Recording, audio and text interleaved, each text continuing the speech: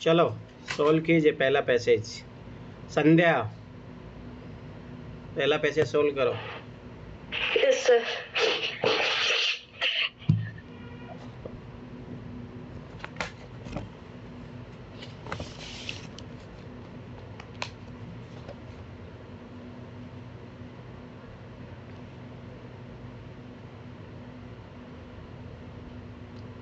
निखिल उसको घड़ी से ट्राई करना, बाद में जाएगा आराम से। 12 1 2 3 सर एक बार बता दीजिए उसका। 4 5 6 7 8 9 10 11। देखो वो बोला 10 बजे से ना, 10 बजे से 2 बजे तक कितनी बार संपाति होगी ना, ध्यान से देखना इधर। हाँ तो ये मिनट वाली सही जो बड़ी होती है, अब देखो ध्यान से समझना।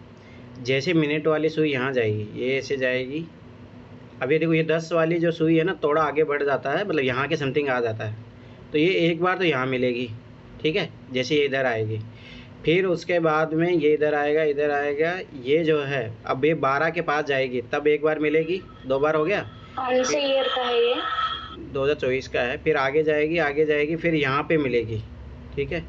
फिर उसके बाद में जो है यहाँ पे मिलेगी। तो याद रखना आप, ठीक है। 4 बार हो गई ना ऐसे तो, लेकिन वो 3 ये तो 4 बार हो गई सर। 3 आप जब यहाँ पे जाओगे ना, यहाँ पे ध्यान से समझना। नहीं सर मैं बताती हूँ इसका। ये ना, अरे घड़ी होती तो रुको, सर घड़ी डाउनलोड करके 10 और 11 जो है ना, 11 12 1 और 2, इसके बीच में ना ये 3 बार मिलेगी। ये अरे- परसेप्शन है इसका। अरे वो जो भी है, देखो मैं बताता हूँ, ध्यान से समझो। देखो जब यहाँ आएगी तब एक बार मिलेगी, ठीक है। यहाँ आएगी तब एक बार मिलेगी। अब जब यहाँ आएगी, ठीक है, तब एक बार मिलेगी। जब 2 बजने को आएगा, तो सर वो 2 अरे घड़ी से आराम से क्लियर होता है। रुको 1 मिनट में तुम लोगों अभी तो सर पहले ही 4 बार बनी जा रही है तब भी। नहीं नहीं नहीं नहीं नहीं, घड़ी से आप कीजिए, तभी तो मैं बोल रहा हूँ इसको। वॉच वॉच वॉच इमेज, घड़ी चालू वाला कैसे मिलेगा भाई? अब मैं कैसे बताऊँ इसको, कैमरा में बताऊँ क्या? अरे घड़ी से आराम से सोल्व होता है ये क्वेश्चन, आराम से, बहुत अच्छे तरीके से सोल्व होता है। अब तो ध्यान से देखना, जैसे यहाँ से कोई मालूम मिनट वाली सुई चलेगी ना, तो यहाँ पे जैसे आप 11 बजे समथिंग जाओगे, तो वहाँ पे एक बार मिलती है, मतलब जस्ट वो वहाँ पे मिलती है आगे जाके। ये मेरे माने तो माने, एक बार खुद एक बार ट्राई करो, उसे हो जाता है आराम से क्वेश्चन। आप एक बार घड़ी से ट्राई ठीक है करो, घड़ी से ट्राई करना आपकी ठीक है सर, लेंगे। अरे मेरा माने सब लोग ये घड़ी ले लेना भाई। एग्जाम में 2 2 3 3 क्वेश्चन के हेल्प मिलना बहुत बड़ी बात होती है, ये चीज़ याद रखना। जैसे मैंने दोनों क्वेश्चन सोल्व किए थे। मुझे पता है सर, मैंने अरे वो तरीका तो मैं बता ही दूंगा कि वो 60 मिनट में होता, वो एक अलग बात है, पर मेरा मन, उन्होंने बताया था कि जो वो है ना, ये हाँ वो -1 होता है, -1 होता है। जितने घंटे होते हैं ना, उसका -1 होता है, फॉर्मूला वो है। समझ में आया? जैसे 10 से 11 12 1 2 4 घंटे है ना, 4 है तो 4 -1 होता है, वो फॉर्मूला है उसका। जितने भी घंटे के बीच में पूछे ना, जैसे 12 घंटे में कितनी बार होती है, याद रखना 11 बार। तो वो तो एक फॉर्मूला है उसका, वो तो मुझे भी पता, पर मैं बता रहा हूँ घड़ी से जब आराम से सोल्व हो रहा है तो काहे टेंशन लेना। चलो क्या, 11 से और 1 बजे के बीच में ना सिर्फ वो 2 बार मिलती है। तो इसीलिए ये 3 बार आ रहा, वरना 4 बार आता। हाँ 11 से 1 बजे के बीच में सिर्फ दो बनाते हैं ना, तो घंटे तो 3 हो रहे हैं। 12 1 क्या 2 ही तो घंटे हो रहे हैं। अरे तुम हटो, सो अभी लेकिन 10 बजे से होगा फिर सर, 2 बनाती है इसलिए वो 3 आया था। अरे जो भी है घड़ी से करो भाई, वो क्वेश्चन घड़ी से होता है आराम से सोल्व। और वो जो 2 से थोड़ा आगे बनाएगी इसलिए वो 3 ही आएगा। और जो भी है एक बार खुद घड़ी से करो। क्वेश्चन घड़ी वाले सेंड कर देना, सेंड कर देना। तो 2022 2024 से क्वेश्चन है वो। देखो सर, उसमें 2 के बीच में पूछा है, तो उसमें ये लॉजिक लग रहा है, 2 के बीच में पूछा है ना, 2 अगर जब वो चौथी बार बनेगा दूसरी। ये वाला आपने करवाया था, मुझे याद है। आपने फिर मेरे को बताया था कि ना घड़ी मैंने वहाँ पे घुमा के देखी थी। हाँ अरे मैं बोल तो रहा हूँ भाई, घड़ी से होता है आराम से। सर की घड़ी भी नहीं मिली। घड़ी भी नहीं मिल रही, मैंने अभी करके बता देता। मैं ना एक्स्ट्रा घड़ी लेके जाता हूँ एग्जाम में। सर कौन सी ईयर का पेपर है ये? 2020। अरे ये क्वेश्चन तो करो। संध्या क्या हुआ, नहीं बना क्या संध्या? सर ऑप्शन बी सही होगा, शायद ऑप्शन बी या फिर डी, या फिर बी सही है सर। अच्छा चलो ठीक है, छोटी तुम करो, छोटी। इसका पैराग्राफ दिखा दीजिए थोड़ा सा। नहीं, बिना पैराग्राफ ही हो जाएगा ये, कोई ज़रूरत नहीं है। बात है कि पहले आप इन चीज़ों पर प्रैक्टिस कीजिए। ये तो कट जाएगा। ग्रामीण से शहरी क्षेत्र में श्रमिकों का प्रदूषण कम करने के लिए कड़े कदम उठाने की आवश्यकता है, ये तो कट जाएगा। ठीक है। फिर निर्माण तथा गैर पंजीकृत विनिर्माण में कार्य करने की स्थिति में सुधार लाना चाहिए, जनरल स्टेटमेंट है। फिर सेवा सेक्टर बेरोजगारी की समस्या को कम करता रहा है, सिर्फ सेवा सेक्टर नहीं करता रहा है। उल्टा यार, कटेगा शायद। सर्विस सेक्टर से तो उल्टा, सर्विस सेक्टर तुम्हें पता है कम लोगों को रोजगार देता है, ना कि हाँ, उल्टा तो बेरोजगारी बढ़ा। ये स्पेसिफिक सेंटेंस हो गया ना। और बड़े पैमाने पर रोजगार उपलब्ध करवाने के लिए सामाजिक क्षेत्र में खर्च का बढ़ना आवश्यक है, ये भी कट जाएगा। बी, चलो अमित तुम करो। इसका सी होगा सर। शाबाश, सी होगा। देखो सी भी आ गया है, बी भी आ गया है, और क्या आएगा? किसने क्या बताया? नर्मदा तुमने क्या बताया? B B. अच्छा ठीक है। और अब नगीना तुम करो इस क्वेश्चन को। फर्स्ट वाला। हाँ फर्स्ट वाला। देखो पहला स्टेटमेंट कह रहा है ग्रामीण से शहरी क्षेत्रों में श्रमिकों का प्रदूषण कम करने के लिए कड़े कदम उठाने की आवश्यकता है, तो कड़े कदम या नेगेटिव सेंस में जा रहा है। पहला स्टेटमेंट रॉन्ग होगा। निर्माण और गैर पंजीकृत विनिर्माण में कार्य करने के लिए स्थितियों में सुधार लाने का बोल रहा है, पॉजिटिव स्टेटमेंट बोल रहा है। और निर्माण और गैर पंजीकृत विनिर्माण क्षेत्रों को बोल रहा है, ठीक है। थर्ड स्टेटमेंट कह रहा है सेवा सेक्टर बेरोजगारी की समस्या को कम कर सकता है। सेवा सेक्टर बेरोजगार की समस्या को कम नहीं कर सकता, इससे और प्रॉब्लम क्रिएट हुई है। तो तीसरा भी स्टेटमेंट मतलब स्पेसिफिक सेक्टर की बात कर रहा है, सेवा सेक्टर की, तो इसलिए ये सही नहीं है। बड़े पैमाने पर कह रहा है रोजगार उपलब्ध करवाने के लिए सामाजिक क्षेत्र खर्च बढ़ाना आवश्यक है, तो खर्च बढ़ाने से प्रॉब्लम सॉल्यूशन नहीं होगा। खर्च को बेहतर तरीके से खर्च किया है तो प्रॉब्लम का सॉल्यूशन हो सकता है, तो इसमें बी होगा। शाबाश शिवानी, शिवानी कीजिए। सर है ना, जो डी ऑप्शन है ना, सोशल सेक्टर में नहीं होगा, इन्वेस्टमेंट करना पड़ेगा, फाइनेंसिंग करनी पड़ेगी, तब जाकर जॉब्स क्रिएट होती हैं, तो ये तो बस डी तो बिल्कुल गलत है। चलो ठीक है, तुम्हारा फिर बी आएगा। फिर नहीं, डी गलत है। अच्छा बी गलत है, तो फिर तुम्हारा क्या आएगा? हाँ, एक सेकेंड है ना। और सर्विस सेक्टर है तो ये स्पेसिफिक स्टेटमेंट हो गया, तो ये भी गलत है। और working condition in construction and unregistered manufacturing need to be improve. ऐसा किया जाना चाहिए कि जहाँ जो अनरजिस्टर्ड एम्प्लॉयज जो होते हैं, मतलब माइग्रेशन करके जाते हैं कैसे भी, या कंस्ट्रक्शन वर्कर में, उनको उनकी वर्किंग कंडीशन अच्छी करनी चाहिए, तो अच्छी चीज़ है, और ये डीपीएस में भी है।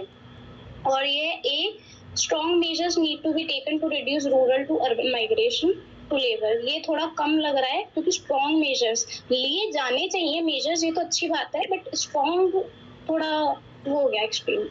तो तुम्हारा आंसर क्या है?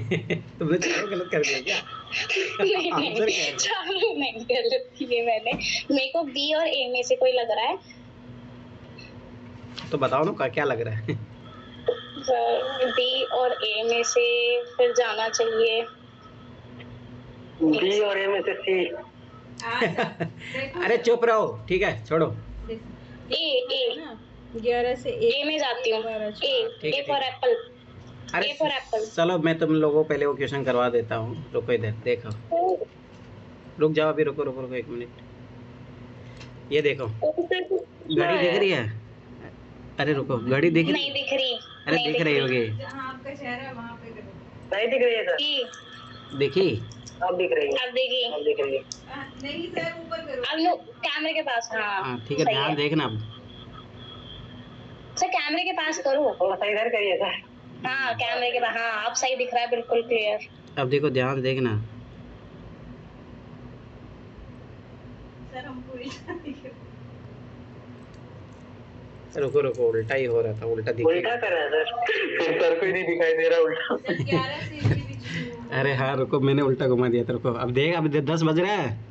अरे दिख रहा है ना? कैमरे के पास करिए। हाँ सर, हाँ सर। अब दिख रहा है ना? अब देख, ध्यान से देखना।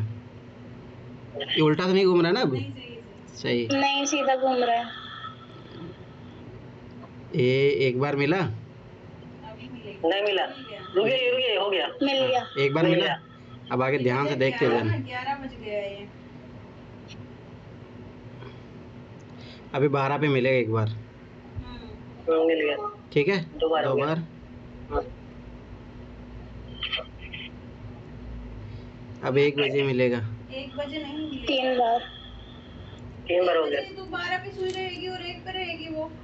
अरे ये सर देखो, पहले भी आपने ऐसे ही करके दिखाया था, मुझे ये याद है। मिल तो रहा है। अब देखो ये चीज याद रखो, ये देखिए आगे जा रहा है तो इसलिए 2 बजे नहीं मिलेगा। अब ध्यान से देखना। फिर 2 बज के कुछ मिनट पे मिलेगा। हाँ, तो इसीलिए 3 बार ही आएगा। 3 बार आएगा। सर ध्यान से देखो, रुको अभी। अभी देखो 2 बज के आगे चला गया, समझ में आया? 2 बज के 5 मिनट हो गए। देखो भाई 2 बजे तक ये चाहिए ना। देखो यहाँ कहाँ मिला बताओ। हाँ सर हो गया। अरे मैं बोल तो रहा था इसको घड़ी से करो भाई। सर उसका आंसर बी फॉर बॉल है। और कौन बचा उसका आंसर देने के लिए? नगीना हो गई, संध्या हो गई, अमित हो गया, मेरा निखिल तो मेरा भी डी है सर। चलो डी ठीक है। शिवानी होगी, छोटी हो गई, और कौन बचा? मेरा सना? सी है सर, मेरा अनु सी। अनु मेरा अनु सी अनु है। और काजल देगी जवाब। पहले काजल दो, काजल। मेरा सी है, मेरा सी है। मैंने पहले ही बोला। अरे सी हाँ हाँ, मेरा। तुम्हारा सही मान रहे हैं अमित, टेंशन मत लो। सर मेरा बी है। तुम्हारा भी है। अनु तुम्हारा क्या है? रुक जा। सर मेरा भी अनु, बी है। अच्छा तुम्हारा भी है, चलो ठीक है, फिर तो कोई दिक्कत नहीं। सना तुम बताओ। कौन सा वाला सर? पहला। मुझे क्लैपिंग करने का मन आ रहा है बहुत जल्दी। अरे जल्दी बताओ भाई, सब लोग बी पे पहुंच चुके हैं। अमित पहुंचा, ओनली सी पे। सी पे कोई नहीं है। सर सी तो नहीं होगा। अरे ठीक है, चलो बताओ जो भी है तुम्हारा, तो आंसर बताओ। Sir 1 minute.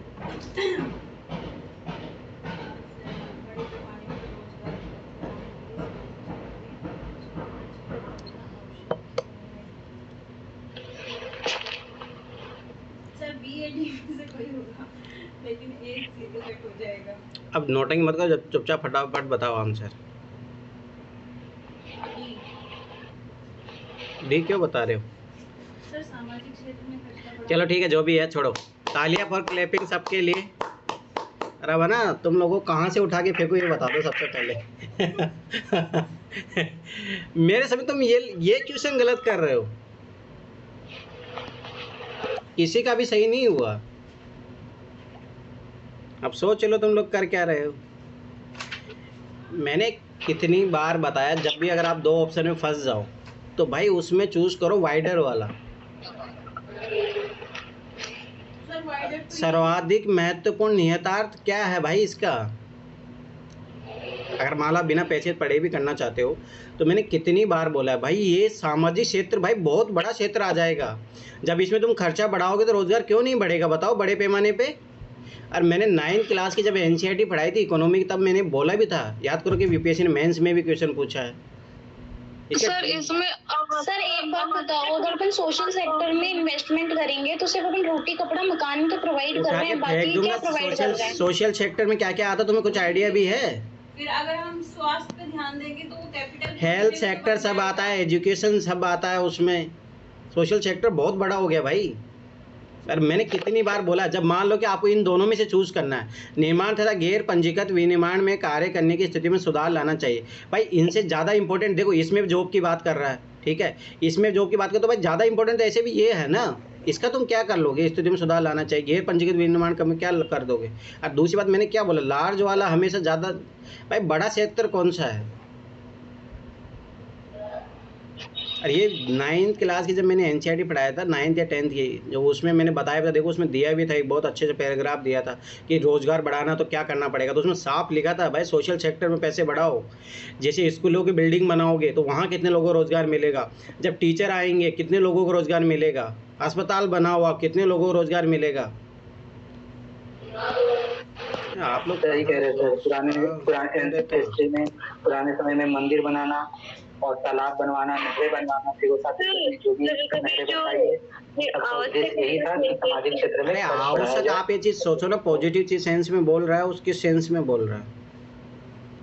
आवश्यक है ना, फिर वो सामाजिक क्षेत्र तो देखो देखो ये चीज याद रखना। देखो ठीक है, मैं यहाँ पे आप लोगों को पैसे पढ़ने का मौका नहीं दिया, पर मेरा मानना जब भी इस टाइप से आप अटक जाओ ना 2 में, तो थोड़ा बहुत पैसे जरूर पढ़ लिया करो। अब देखो जैसे पढ़ोगे आंसर मिल जाएगा। भारत में पिछले दशक का था, क्या हो गया? सर मेरी तरफ से डेली डेली क्लास ब्रेक होती है, आवाज नहीं आती कुछ।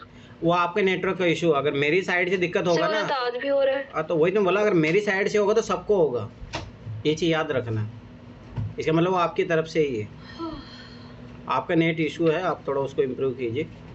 अब देखो भारत में पिछले 10 तथा उसके आसपास श्रमिक कृषि से हट रहे हैं, परंतु वे केवल निर्माण तथा गैर पंजीकृत विनिर्माण में, जो कि स्पष्ट बेहतर रोजगार अवसर नहीं जा रहे हैं। सेवाएं जहाँ श्रम की प्रवृत्ति अधिक उत्पादनकारी होती है, अतिरिक्त रोजगार अवसर उत्पन्न नहीं कर रही है। देखो मैं तो ऐसे बोला था, सेवा सेक्टर तो ऐसे नहीं होता भाई, जिनके हमें तो उठा के फेंक दूंगा, जिनको देश को आवश्यकता है। भारत को अगले दशक में लगभग 24 मिलियन नौकरियों की आवश्यकता है। नया सेक्टर कहाँ से आएगा? ई व्यापार रोजगार के अंतर को अधिक से अधिक आधा ही भर पाएगा, ई व्यापार भी नहीं भर पाएगा। केवल वे सेक्टर जो घरेलू मांग को बढ़ावा देते हैं, जैसे स्वास्थ्य तथा शिक्षा से आधे भाग को सुगमतापूर्वक भर सकते हैं। मैंने कितनी बार बोला है, जब भी निष्कर्ष विष्कर्ष पूछे तो आखिरी 2-3 लाइन पढ़ लो। देखो यही सी लाइन से पढ़ने से आंसर आ रहा है। और ये स्वास्थ्य और शिक्षा सेक्टर किस में आता है? उठा के फेंक दूंगा तुम लोगों को। अब सोचो सब के सब गलत हुए हो। मैंने गलत कर दिया ना सर, कैसे कि ये जो कम वर्ड था ना, कम, उसको मैंने वो समझ लिया। तुम यही करो, तुम यही करो। ठीक है, चलो ये करो, दूसरा करो अमित, अभी देखता हूँ तुम्हारा। अब सोचो तुम लोग, मैं फिर 12 बता रहा हूँ ना, ये चीज़ याद रखो। देखो यही होता है, प्रैक्टिस नहीं करोगे। अब जैसे मैंने चीज़ें सिखाया है आपको भाई, हमेशा जो है जीएस में हो चाहे सीसीएट में, ब्रॉडर चीज़ को पकड़ो, कभी क्वेश्चन गलत नहीं होगा भाई। अब करो ये क्वेश्चन, अमित करो फटाफट करो अब इसका। तुम लोगों को यही क्वेश्चन से पता लग जाता है तुम लोगों की तैयारी क्या चल रही है।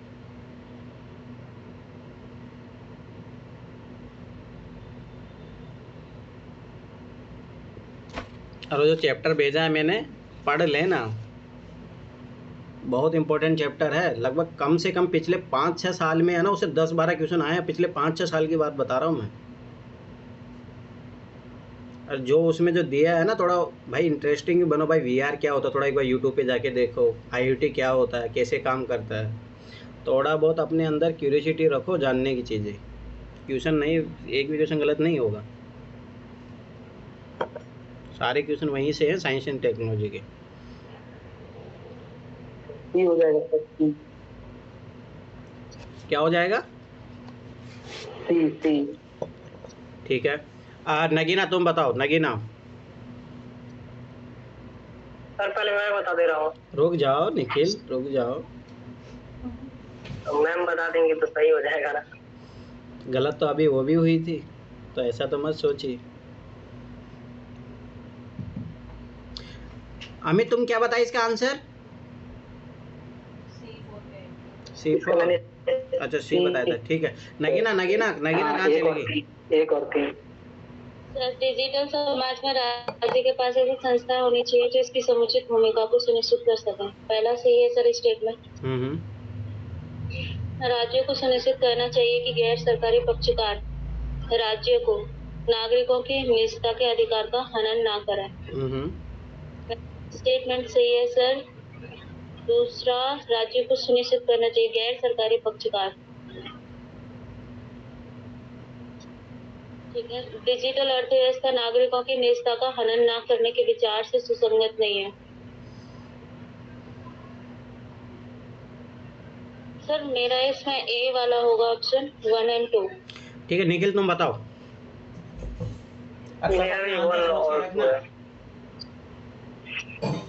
ये है सर मेरा भी। अच्छा अनु तुम्हारा क्या होगा? सर हमारा सी होगा, क्योंकि बी जो है गैर सरकारी की बात कर रहा है, तो गैर सरकारी संस्थाओं पे ऐसे राज्य का कोई नियंत्रण प्रभावी रूप से तो नहीं है, ना ही कोई रूल है। ठीक है काजल तुम्हारा क्या होगा? सर मेरा सी है। ठीक है, और कौन बचा? छोटी तुम्हारा क्या होगा? थोड़ा सा इंग्लिश दिखाइए। श्योर।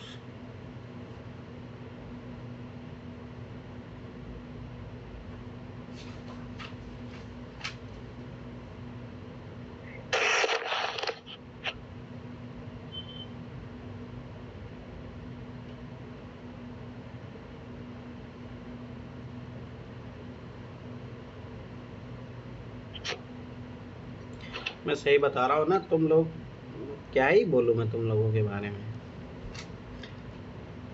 मतलब ऐसा लगता है कि मैं इतनी मेहनत करवा रहा हूँ भाई, जो चीज़ें एटलीस्ट मैं सिखा रहा हूँ वही सीख जाओगे ना, जीवन सुधर जाएगा तुम लोगों का। वही नहीं सीख पा रहे हो तुम लोग। बताइए छोटी, क्या होगा आंसर फटाफट।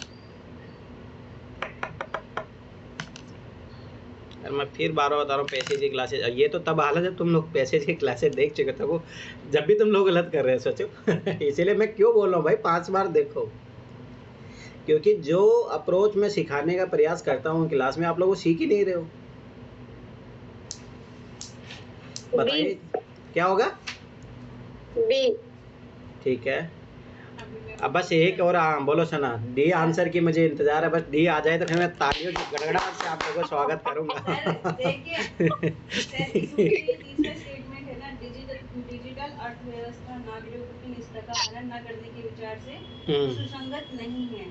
तो सर अगर ये होता ना सुसंगत है तो मान सकते थे, लेकिन सुसंगत नहीं है तो ये 3 स्टेटमेंट कटेगा। ठीक है। और डिजिटल समाज में राज्य के पास ऐसी संस्थाएं होनी चाहिए जो इसकी समुचित भूमिका को सुनिश्चित कर सके। तो सर ये तो पॉजिटिव है ना, तो इसलिए 1 और 2 सही हो जाएगा। ठीक है, सना और नगीना और अमित का है, सॉरी निखिल का है ये आंसर। और अब इसके अलावा कौन बचा। संध्या तुम्हारा क्या है इसका। सर मेरा सी है, क्योंकि सर मुझे लग रहा है जो ऑप्शन बी है वो राज्य को सुनिश्चित करना चाहिए कि इसमें सिर्फ राज्य को इंडिकेट कर रहा है, तो ये मेरा 100% 2 वाला गलत है। ठीक है ठीक है, और कोई बचा इसका जवाब देने के लिए। मैं शिवानी बोली, शिवानी। काजल तो बता दी, काजल सही बताइए। सर इसका ए होगा, क्योंकि फर्स्ट वाले में सम वर्ड लग रहा है। शाबाश, चलो ये तो पकड़ा तुमने, है ना। और सेकंड वाला जो है ना, हनन ना करे, ये इंश्योर कर रहे हैं, ये बोल नहीं रहे कि नहीं तुम्हें करना ही पड़ेगा, ये इंश्योर कर रहे हैं। तो 1 और 2। को डी वाला नहीं मिला भाई, डी वाला मिल जाता तो मैं तालियां बजाने का मौका मिल जाता। अब सोचो जो लोग गलत कर रहे हैं क्वेश्चन, मैंने कितनी बार ये चीज़ें सिखाई है भाई। ये राइट टू प्राइवेसी है भाई, राइट टू प्राइवेसी वायलेट होने देगी सरकार।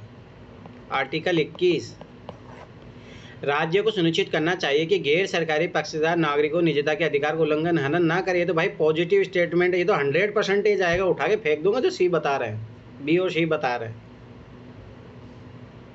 ये तो 100% आएगा भाई। आर्टिकल 21 तुम्हारा तो वायलेट हो जाएगा, तो राज्य बैठा बैठा क्या करेगा मुझे बताइए। और मैंने कितनी बार बोला फंडामेंटल राइट तो इंश्योर करना जरूरी है सरकार के लिए। सर मैंने इसमें पता है क्या सोचा था, अभी मार्क जुकरबर्ग और इनको बिठा लेती है ना यूएसए सरकार की, तुमने ऐसा कैसे किया।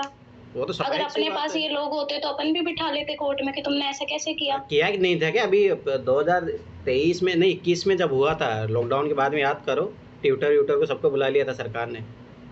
हाँ। भाई आप खुद ही सोचो ये स्टेटमेंट कैसे गलत कर सकते, मेरे समझ में नहीं आ रहा।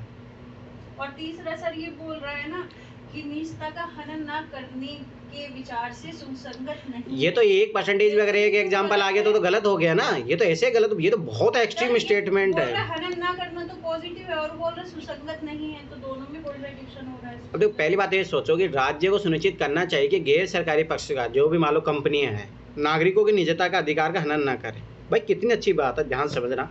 जैसे मान लो कि मैं स्विगी पे कुछ चीज़ें ऑर्डर कर रहा हूँ, ध्यान समझना ना, अगर वो मेरे डाटा को लीक कर देती है, ठीक है, तो मेरी प्राइवेसी का तो हनन हुआ ना। तो राज्य क्या तुम्हें नहीं लगता कि बैठा रहेगा कि शांत है, इंश्योर नहीं करेगा कि भाई जो सिटीजन है उसके राइट जो है, भाई आर्टिकल 21 में राइट टू प्राइवेसी क्यों डाला गया है। अब मान लो कि मान लो मेरे को बीमारी है, ठीक है, और मैं चाहता हूँ भाई मेरे तक ही सीमित रहे, लोगों ना पता चले। अब मान लो किसी मैं डॉक्टर के पास जाता हूँ, वो मेरी जो है इस जो बीमारी को अगर मान लो फैला देता है, तो भाई कैसे, आप खुद ही सोचो ना इस चीज़ को। आर्टिकल 21 तो फिर ऐसे ही नल एंड वॉइड हो जाएगा। तो ये दूसरा स्टेटमेंट तो आप तो किसी कंडीशन में गलत नहीं कर सकते। ये तो कितनी पॉजिटिव चीज़ है भाई। आर्टिकल 21 राइट टू प्राइवेसी ऐसे नहीं पूछ रहा यूपीएससी बार बार। तो ये 2 ऑप्शन तो ऐसे गए, तो जैसे दूसरा सही होगा 2 ऑप्शन तो ऐसे चले गए आपके। अब देखो स्वाभाविक बात है, पहला पढ़ो, डिजिटल समाज में राज्य के पास ऐसी संस्थाएं होनी चाहिए बोल रहा है, पॉजिटिव चीज़, जो इसकी समुचित भूमिका को सुनिश्चित कर सके। दूसरी बात यहाँ पे जाओगे आप तो सम वर्ड भी है, ठीक है, तो ये चीज़ याद रखो, ये तो 100% सही है। फिर अब देखो ये थर्ड वाला क्यों गलत है, ध्यान से समझना। और सर डिजिटल समाज मतलब वो तो एक सेंसिटिव पोर्शन है, तो उसके लिए अलग संस्थाएं होंगी। ठीक है, अब देखो ध्यान, डिजिटल अर्थव्यवस्था जो है नागरिकों की निजता का हनन न करने के विचार से सुसंगति ही नहीं है। तो भाई स्वाभाविक सी बात है, ये तो बहुत एक्सट्रीम स्टेटमेंट हो गया। कभी दिक्कत हो ना, इंग्लिश में पढ़ लिया करो। Digital economy is not compatible with the idea of the not violating the citizen privacy. अरे भाई आज से अगर मौका दे दो, फिर देखो कितना, अरे अब भी करती है, इनडायरेक्ट वे से करती है, उसमें क्या है, तो ये स्टेटमेंट तो ऐसे ही कटेगा। अब सोच लो तुम लोगों का क्या हाल है, क्या ही करो। और मैंने कितनी बार इन चीज़ों के कॉन्सेप्ट करवाए हैं तुम लोगों को, फिर भी गलत करते हो, क्या ही करूँगा इससे ज़्यादा। चलो ठीक है, आ जाओ अभी इधर, छोड़ो। अब मेरा मानना है कि भाई सीख लो, पैसेज गलत नहीं होनी चाहिए। चलो एक बार पांचवा करो सब लोग। सबसे पहले मैं पूछूंगा किससे, निखिल, हाँ तुम करो पहले, निखिल। वो बता रहा सर।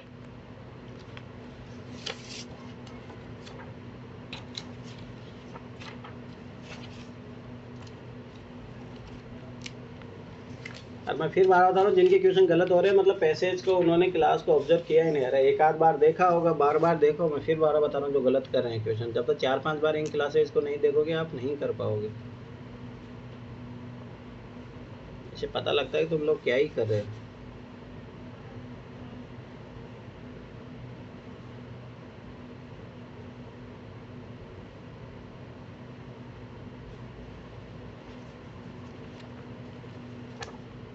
नियमन रेगुलेशन होता है। हाँ सर इसका ए होगा। ठीक है, निखिल का ये है। ठीक है नगीना, तुम बताओ फटाफट। सब लोग सोच के रखो, अपना आंसर फटाफट बताया करो, अब ऐसे बैठा मत करो। पहला स्टेटमेंट है, जैव प्रौद्योगिकी नियमन एक विकासशील प्रक्रिया है। तो ये तो पॉजिटिव स्टेटमेंट है, ये तो आएगा, विकासशील प्रक्रिया है कि नई नई टेक्नोलॉजी आती रहती है। दूसरा स्टेटमेंट कह रहा है, जैव प्रौद्योगिकी नियमन के विषय में नीति निर्णय के लिए लोगों की भागीदारी की आवश्यकता है। अब ये नियमन में लोगों की भागीदारी बोलने की बात कर रहा है, तो ये नेगेटिव स्टेटमेंट होगा। दूसरा स्टेट जैसे हटाएंगे तो 1 और 3 बचेगा, 20 आंसर होगा। ठीक है संध्या, इसका क्या होगा आंसर?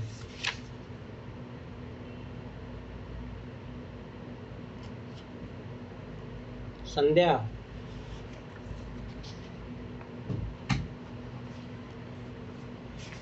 अरे आंसर सोच के रखो फटाफट। मैंने सोच के रखा है सर। चलो बता दो सना फिर। सर इसमें ये वाला पढ़ेंगे, मैं नीचे से पढ़ती। जैव प्रौद्योगिकी नियमन में राजनीतिक कार्यपालिका व्यापक रूप में, सर व्यापक रूप में शामिल होना देश की व्यापार नीतियों और अंतर्राष्ट्रीय दायित्वों को निपटाने की विभागता में सुधार लाता है।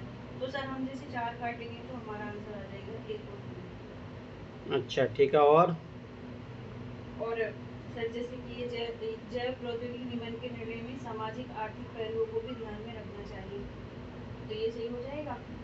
और जैव प्रौद्योगिकी नियम के विषय में नीति निर्णय के लिए लोगों की भागीदारी की आवश्यकता है।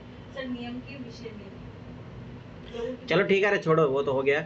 और कौन बताएगा? अमित बताओ इसका क्या आंसर होगा? मुझे तो लग रहा है ये लोग गलत कर रहे हैं। 1 और 3 सही है सर, 1 और 3 सही, यानी कि बी ऑप्शन।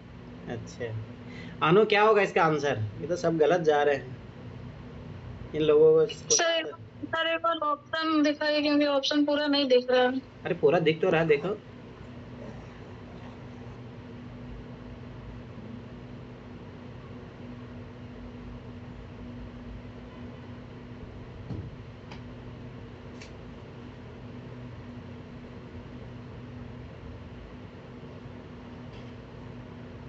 मैं फिर बार बार बता रहा हूँ भाई, सीसेट पैसेज कर लो, सीसेट तभी निकलेगा। अरे वो पैसेज की क्लासेस पढ़ी है भाई, उनको बार बार देखो। तुम लोग जिस तरीके से फंस रहे हो। छोटी क्या होगा आंसर इसका? बी। चलो ठीक है, देखो इधर, जे प्रौद्योगिकी नियमन एक कितनी बार बोला है? अब ये चीज कोई ने पकड़ा नहीं, एक विकासशील प्रक्रिया। नहीं, इसको यही पकड़ के सही किया था, एक लगा हुआ है। जब एक सही है तो ये हो गया। और कभी भी याद रखना, सीसेट में बहुत, मेरे अनुसार जो मैंने इतना अनुभव किया 2011 से लेकर 2024 तक, 1% सवालों में सारे के सारे सही हुए होंगे, 1%। ये आप ऑब्जर्व कर लो खुद भी, आपको पता लग जाएगा ये चीज़, ठीक है। तो ये तो ऐसे चला गया। अब मुझे जो है एक तो भाई पता लग गया कि 100% सही भी है, ठीक है। अब मुझे भाई 2 4 इसमें से देखना है। पहला मैं चौथा पढ़ूंगा। जैव प्रौद्योगिकी नियमन में राजनीतिक कार्यपालिका, राजनीतिक कार्यपालिका, पहली बात यहीं सोचना है आपको, ठीक है। राजनीतिक कार्यपालिका मतलब समझ रहे हो, प्रधानमंत्री, मंत्री, ये जैसा बातें हैं, ठीक है।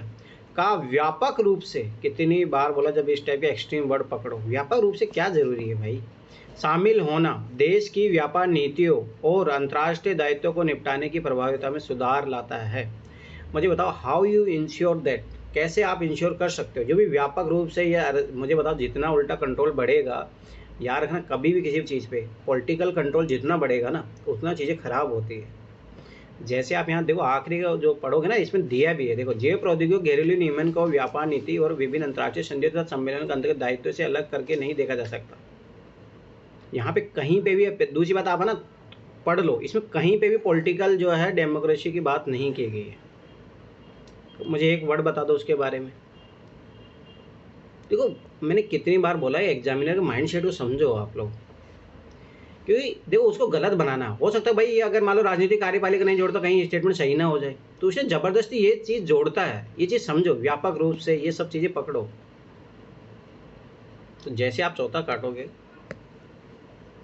1 और 3, अब 3 क्यों सही है। जैव प्रौद्योगिकी नियमन के निर्णय में सामाजिक आर्थिक पहलुओं को भी ध्यान में रखना चाहिए। तो बहुत पॉजिटिव बात है भाई, जरूर रखना चाहिए, क्यों नहीं रखना चाहिए भाई उसके सामाजिक प्रभाव क्या हो रहे हैं, आर्थिक प्रभाव क्या हो रहे हैं, तभी तो उस टेक्नोलॉजी का फ़ायदा उठा पाएंगे ना अपन। ये बायोटेक्नोलॉजी है ना, तो और क्या। देखो यही चीज़ है कि आप लोग है ना, मैं जो समझाना चाह रहा हूँ, आप देखो मैं फिर बार बता रहा हूँ, और ये चीज़ याद रखना। आप लोगों को कभी कभी ये कितनों को ये डाउट आता है कि सर कि कहीं यूपीएससी को पता चल जाएगा इन ट्रिक के बारे में तो यूपीएससी चेंज कर देगा पेपर। कितने लोगों को लगता है ये बातें, मुझे बताओ। अरे ऐसा कुछ नहीं होगा। नहीं और किसी को डाउट, मुझे कभी कभी लगता है सर। निखिल हाँ, कल मैं तुम्हें डांटने के लिए, इसीलिए तो कल फोन काहे नहीं उठाए, तुम कहाँ चले गए थे क्लास छोड़ के। कल तुम्हें डांटने का मन कर रहा था तुम्हारा, तो आज आ गया वो हकीकत तुम्हारी। एक चीज़ याद रखना निखिल, अगर ये डाउट में रहोगे तो रिजल्ट भी डाउट में चला जाएगा, ये मैं गारंटी के साथ बता रहा हूँ। जाके इंटरव्यू का सिलेबस पढ़ना, उसमें आखिरी में एक लाइन लिखी है क्यूरियोसिटी। आपके अंदर जब आप यूपीएससी की PYQ देखते हो तो क्यूरियोसिटी जनरेट होना चाहिए, तब जाके आप इस एग्ज़ाम को निकाल पाएंगे। तो उनको भाई ऐसे बंदे चाहिए जो उस ट्रेंड को पकड़ सके। भाई ये क्यों कर रहा है ये समझो, एग्जामिनर का माइंडसेट को समझो आप लोग। अब मुझे बताइए इसमें कहाँ पे राजनीतिक कार्यपालिका लिखा है, लिखा है कहीं, बता दो मुझे। अरे नहीं, स्कैन करने की वो मोदी का वीडियो देखा है क्या, किसी ने देखा है? वो मोदी बोलता है मैं ऐसे स्कैन करके ऐसे ऐसे ऐसे तो वो चीज़ मोदी के पास तो हो या ना हो, आपको जरूर आनी चाहिए। मतलब जस्ट आप स्कैन करो। कौन सी वीडियो, उसमें क्या कर रहा था? अरे मोदी बोलता है कि मेरे पास 1000 पेज की मोटी वो लाई गई, बुक लाई गई, रिपोर्ट थी मतलब, तो उसको मुझे पढ़ना बहुत मुश्किल लग रहा था, तो मैंने बस ऐसे सरसरी निगाहों से बस स्कैन किया, मेरी बुद्धि इतनी तेज थी। रोबोट 2.2। तो आप लोगों को भी ऐसा आना चाहिए, मतलब इन द सेंस कि आपको माइंड में देखो ये वर्ड रखना है राजनीतिक कार्यपालिका, फटाफट देखो ऑब्जर्व करो, पता लग जाएगा आप लोगों को। चलो आ जाओ, मतलब कहने का मतलब है कि तुम लोग नहीं सुधर रहे हो, क्या ही करूँ मैं। चलो करो 12 नंबर क्वेश्चन करो फटाफट।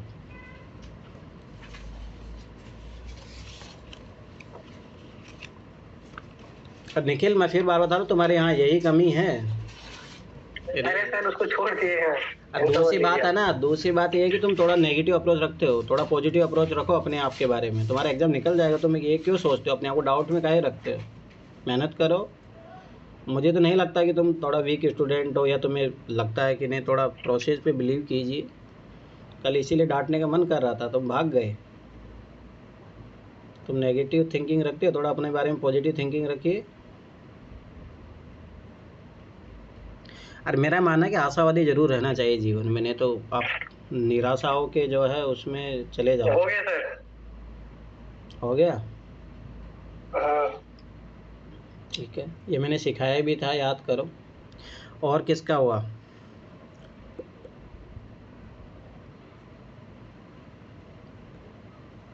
अब ये क्वेश्चन कभी गलत मत करना भाई, एलसीएम एचसीएफ नंबर सिस्टम में करवा दिया हूँ, याद रखना ये क्वेश्चन कभी गलत मत करना।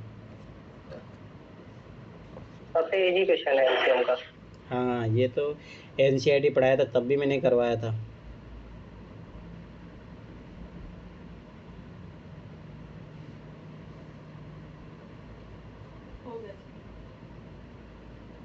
अरे बताते जाओ किस किस से हुआ, ये तो इजी क्वेश्चन है भाई।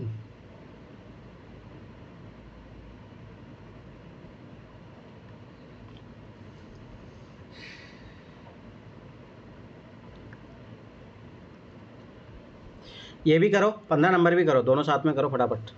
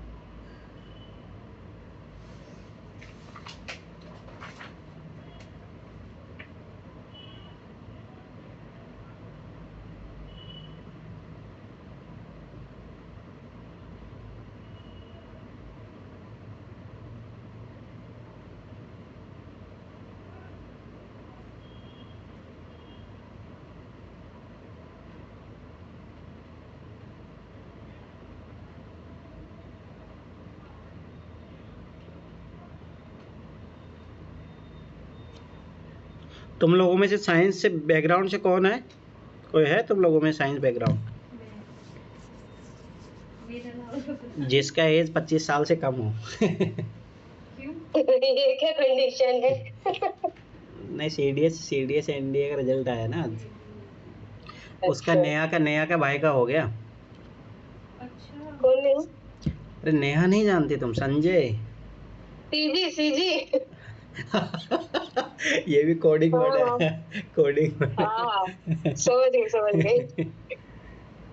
87 रैंक हुआ उसका, सीडीएस 2 का रैंक, सीडीएस 2 का उनके रिजल्ट आया। यहाँ भरे पड़े हुए हैं भैया, एक से एक। एक तो उसमें नेवी में गया है, उनका चाचा का बेटा शायद। सारा फैमिली उनका उसी में है, फोर्स में है। चाचा वाचा और सब। सिस्टर है, उन्होंने मलेशिया से एमबीबीएस की है। अरे बहुत आगे निकला हुआ परिवार है भाई, बहुत ज्यादा, और उतनी यूनिटी है फैमिली में उनके।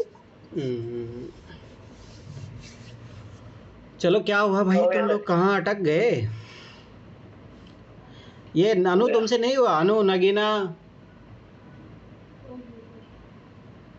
बन गया। इतना लेट? अमित हाँ बन गया सर। यदि आपके पास दो सीधी 7.5 फुट और 3.25 फुट की छड़ें हैं तो आप कम से कम कितनी लंबाई नाप सकते हैं? अब मैंने जब एनसीईआरटी पढ़ाया था तब भी है। दूसरी बात कम से कम, तो कम से कम क्या निकालना है? एचसीएफ। अब इसमें डायरेक्ट मत निकालने लग जाना, पहली गलती तो ये मत कर देना। इसमें भाई दशमलव वाला तो मैंने क्या बोला था इनको, आंसर हर में एक दशमलव के बाद एक संख्या तो एक जीरो, ठीक है। 325 है तो 2 जीरो, ठीक है। अब मैंने क्या बोला, जब एचसीएफ निकालना होता है तो ऊपर वाली संख्या को तो एचसीएफ आता है और नीचे वाली संख्या क्या आता है? एलसीएम। याद आया? अब देखो ध्यान समझना, इन दोनों का एचसीएफ कितना आएगा? 75 और 325 का एचसीएफ निकालो। अरे एक तरीका तो वो सिखाया था, 75 का डिवाइड करो, कितनी बार जाएगा? 150, 300, 75 से तो पूरा जाएगा नहीं। ये कितनी बार जाएगा? 4 बार। 4 5 20, 2 4 7 28 30, हाँ ठीक है। फिर 25 बचा, 25 का 75 से डिवाइड करो, 25 या 75, हाँ पूरा जा रहा है, तो ये आ गया एचसीएफ 25। इसमें एलसीएम 10 और 100 में एलसीएम क्या आएगा 100। आंसर क्या आएगा 0.25। अब मुझे बताओ इस क्वेश्चन में क्या था जो तुम लोग इतना टाइम लगाया, जब मैं नोट्स पढ़ाया तब भी करवाया, एनसीईआरटी करवाया तब भी करवाया मैंने। अब ये देखो ये क्वेश्चन है, अब ये क्वेश्चन गलत मत करना भाई। निम्न विन्यास पर ध्यान दीजिए जिसमें कुछ लुप्त वर्ण है, ठीक है, लुप्त वर्ण है जो कि विन्यास को पूर्ण करते हैं। अब देखो ध्यान से समझना, इस टाइप की क्वेश्चन चलो मैं कोई ने उधर नहीं करवाया था, पर एक बार देख लो, थोड़ा आगे भी कर लेंगे, पर अभी देख लो एक बार। ये सबसे इजी क्वेश्चन होता है, 2025 में आएगा, मैं अभी बता रहा हूँ, याद रख लेना ये चीज़। अब देखो इसमें क्या होता है, पहले तो टोटल जो संख्या होती है ना उनको ऐड करो आप। 1 2 3 4 5 6 7 8 9 10 11 12 13 14 15 16 18 19 20। अब 20 का वही सोचो कि आप किस तरीके से बना सकते हो, 5 × 4, ज़्यादा यही लेके चलना, ठीक है। अब इसमें आप सोचो कि कैसे 4 का पेयर बनाओ या 5 का बनाओ, 4 का बना लो, ठीक है। तो ये 4 का बना लो या 5 का बना लेते हैं, ठीक है, ध्यान से समझना। वो किसी भी बना सकते हो आप, बस उसको पैटर्न पकड़ना होता है। जैसे मैंने 5 का लिया, तो यहाँ पे मैं क्या देख रहा हूँ, जैसे अगर देखो बीच में जो है, अब यहाँ देखोगे तो आप ए आ रहा है, ठीक है। अब सोचो कि मैं ए है और यहाँ पे कुछ आ रहा है। अब देखो ये एक देखो कोई ना कोई तो कंप्लीट हो रहा होगा। ये देखो यहाँ पे भी एक 5 वाला है, ये जो है ये भी 5 वाला है, और यहाँ पे ये है, ठीक है। अब देखो 5 वाला है तो स्वाभाविक सी बात है बीच में कोई संख्या आएगी और उसके बाद में जो चीज़ें चेंज हो रही है। तो क्या देखो यही सेम पैटर्न मिल रहा है, देखो बीच में यहाँ पे ए आ रहा है, यहाँ पे बीच में जो है क्या आ रहा है बी आ रहा है, ठीक है, यहाँ पे सी आ रहा है और यहाँ पे डी आ रहा है। तो ये समझ में आ गया कि इसी अकॉर्डिंग पकड़ना है। तो इसका मतलब है यहाँ ए बी लिखा तो यहाँ जस्ट उल्टा लिखा होगा। देखो यहाँ पे कैसा ऐसा हो रहा है, हाँ देखो यहाँ पे जस्ट उल्टा लिखा है, यहाँ पे वैसे हो रहा है, तो ये अपने को पकड़ में आ गया। तो यहाँ पे क्या आ जाएगा, ए आएगा। अब यहाँ पे देखो यहाँ पे सी आएगा, ठीक है, तो ये गया आंसर आ गया। अब पूरा करने की ज़रूरत नहीं होती है, इसे याद रखना। तो ये क्वेश्चन गलत मत करना, मैं फिर बता रहा हूँ 2025 में आएगा, याद रख लेना ये चीज़। अब ये सारे क्वेश्चन कर चुके हैं अपन, आगे बढ़ो। मुझसे बहुत रेयरली सही होता है, तो इसलिए मैं तो टेस्ट भी नहीं करती। ऐसा कुछ ही नहीं है। चलो ये करो, 18 नंबर करो फटाफट, एवरेज का क्वेश्चन है ये।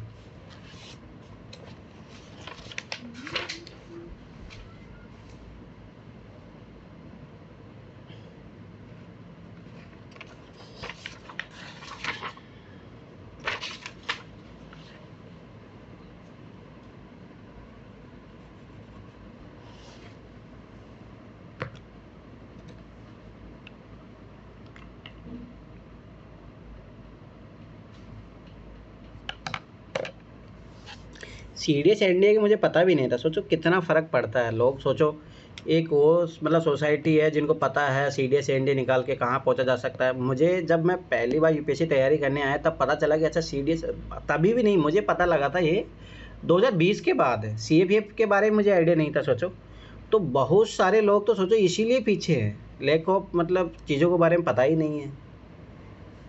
तो कितना मतलब सोचो डिवीज़न है इंडिया में, पता ही नहीं है लोगों के बारे में। सीडीएस एनडीए भी नहीं, तो बहुत सारे लोग हैं जो 11 12 में बहुत अच्छी मैथ होती है उनकी, अगर उनको थोड़ा बहुत आइडिया हो कि सीडीएस एनडीए, अच्छी खासी जॉब पा सकते हो इसमें आप आराम से, बहुत आगे तक पहुंच सकते हो, लेफ्टिनेंट तक आप पहुंच जाते हो सीडीएस एनडीए के थ्रू अगर आप जाते हो तो।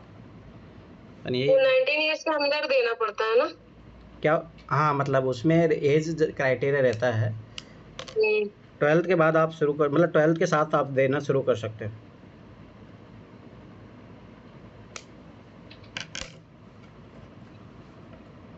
और मेरा मानना है कि एग्ज़ाम आराम से निकाला जा सकता हो। मेरी मैथ बहुत अच्छी थी, अगर मुझे उस टाइम आइडिया होता सीडीएस एनडीए मैथ, मतलब जो वो है ना अपन 11 12 में जो मैथ पढ़ते हैं वो आती है उसमें।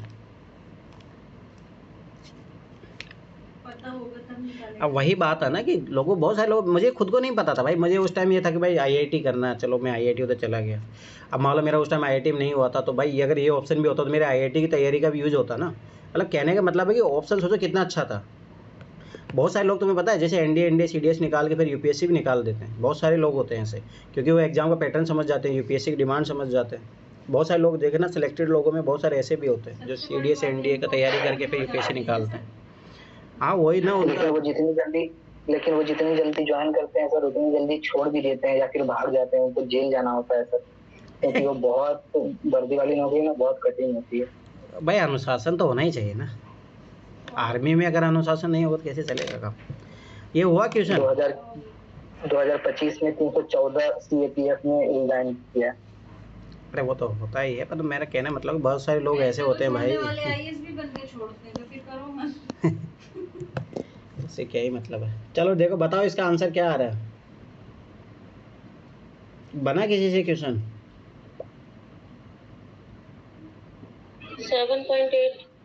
7.5 आ रहा है इसमें। मैं समझ गया तुम किस तरीके से कर रहे हो। 7.8 आएगा। मैं समझ गया तुम किस तरीके से कर रहे हो। मैं भी बताता हूँ एग्जाम में। हाँ लगा सकते हैं। अभी मैं बताता हूँ मैंने एग्जाम में कैसे किया था इस क्वेश्चन को। देखो ध्यान समझना कि 9 8 कितना हुआ, 17 को डिवाइड कर दो, कितना आ रहा है 8.5 आएगा ना। 8.5। ठीक है, अब इधर जोड़ लो तो ये 8.5 से जो है कितना ज़्यादा है, 0.3 ज़्यादा है। ठीक है, इधर जोड़ो 15 2 करोगे कितना आएगा 7.5, तो 7.5 से 3 ज़्यादा जोड़ लो, क्या आ गया आंसर 7.8। तो भाई देखो कभी कभी ये चीज़ें भी लगती है। अब देखो क्वेश्चन सही हुआ, डजंट नॉट मैटर सर, लेकिन हमेशा सर इसमें डायरेक्ट और इनवर्स प्रोपोर्शन भी तो लग रहा है ना। हाँ ये इसमें अलग चीज़ है। देखो इसमें मैं बताता हूँ, ध्यान से समझना।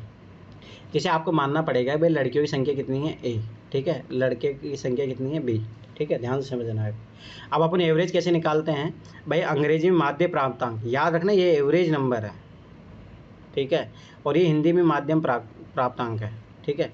और फिर यहाँ पे दिया अपने को कुल, ठीक है। तो मैं पहले इंग्लिश का निकाल लूँगा। इंग्लिश में भाई 9A लड़कियों ने प्लस 8B लड़कियों ने। अब फिर याद करो अपन टोटल से भाग देते हैं A प्लस B, तो ये बराबर जो है कितना दिया है 8.8, ठीक है, ध्यान समझना। यहाँ से एक इक्वेशन बनेगी 9A प्लस 8B बराबर, ये एवरेज का इक्वेशन है याद रखना, 8.A प्लस लीनियर इक्वेशन दोनों उसका मिला के है 8.8B, ठीक है। अब इसको इधर लाओ तो ये 9.8 में से अगर 9 में से घटाओगे तो कितना आ जाएगा ये 0.2A, ठीक है। और ये भी कितना, ये उधर जाएगा तो उधर कितना हो जाएगा 0.2B, समझ में आया। दशमलव कट गया, 2 से 2 कट गया, तो A बराबर क्या आ गया B। कुछ गलती की है क्या अपन? 0.8 आएगा सर उधर। हाँ 0.8 आएगा तभी मैं देखो ना। हाँ तो ये 2 4 आ जाएगा, ठीक है, तो 4B आ जाएगा, तो थोड़ा ध्यान रखना। देखो 8 घटेगा तो 0.8 बचेगा ना। अब देखो A बराबर 4B आ गया, तो वही सेम चीज़ है।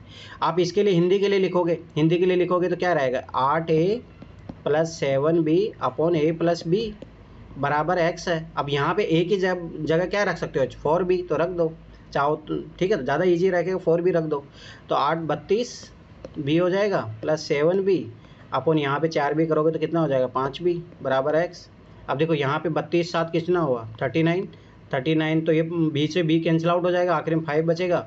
अब X 5 का डिवाइड कर लो, 5 7 35, 4 बचा, 5 8 40, X बराबर कितना आ गया।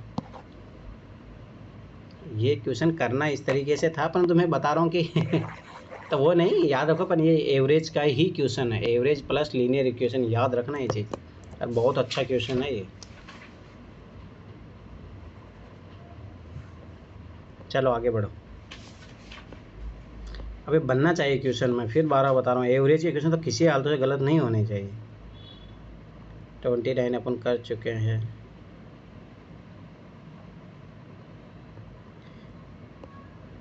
ये करो 28 करो, या इसी टाइप की क्वेश्चन अपन कर भी रहे थे। ऐसे मैं पहले भी करवा चुका हूँ शायद, मुझे जहाँ तक याद है। अपन करो इस क्वेश्चन को, अच्छा क्वेश्चन है, तो अपन जिस पैटर्न में कर रहे हैं तो उसमें करना जरूरी भी है।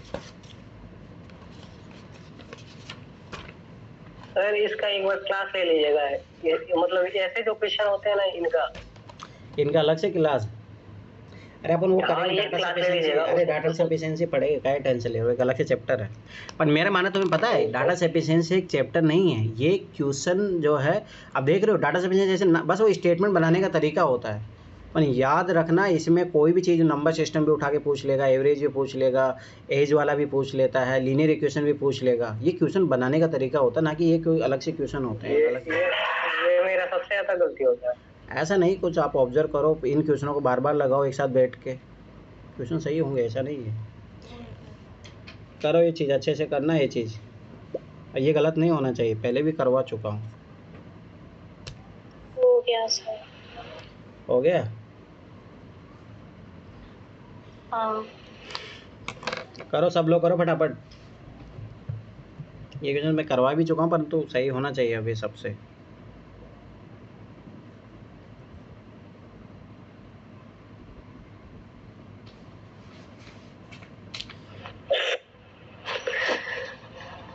देखो, चार संख्या है, पी क्यू आर एस के संबंध दो कथन दिए गए हैं, उनके उपरांत एक प्रश्न दिया गया। तो प्रश्न क्या दिया गया, चार संख्याओं में कौन सबसे बड़ा है। मुझे बताओ, पहले वाले स्टेटमेंट में जब चारों दिया ही नहीं तो कैसे बताओगे, दूसरे वाले में नहीं दिया है तो स्वाभाविक सी बात है, पहला सिंगल तो ऐसे जवाब नहीं दे सकता, काट दो। अब बताओ, दोनों साथ में दे सकते हैं भाई। देखो अब यहाँ पे देखते हैं, आर जो है पी और क्यू से बड़ा है, ठीक है, आर जो है पी और क्यू से बड़ा है। दूसरा स्टेटमेंट बताओ, एस सबसे बड़ा नहीं है, तो एस भाई कहीं पे भी हो सकता है ना, एस सबसे बड़ा नहीं है तो यहाँ पे भी हो सकता है, यहाँ पे भी हो सकता है, यहाँ पे भी हो सकता है, परंतु इससे पता तो लग गया कि सबसे बड़ा कौन है, आर। खत्म बात, आंसर मिल गया। तो कब मिला, जब दोनों स्टेटमेंट को मिला के देखा अपन ने। दोनों कथन S1 और S2 एक साथ प्रश्न का उत्तर देने के लिए पर्याप्त है, किंतु न तो अकेला S1 नहीं अकेला S2 उत्तर देने के लिए पर्याप्त है। आंसर याद रखना, ये क्वेश्चन मैं फिर 12 बता रहा हूँ। और अब क्या नंबर सिस्टम, ये सॉरी डाटा सफिशिएंसी के जो इस टाइप के क्वेश्चन है, इससे 25-30 क्वेश्चन भी आ सकते हैं। सोचो आपकी बात, देखो यूपीएससी कहाँ डायरेक्ट 15 क्वेश्चनों पे गया है, तो ये चीज़ याद रखना, 25 क्वेश्चन भी आ सकते हैं इससे। ये सब क्वेश्चन तो अपन कर चुके हैं, ठीक है, आगे बढ़ो।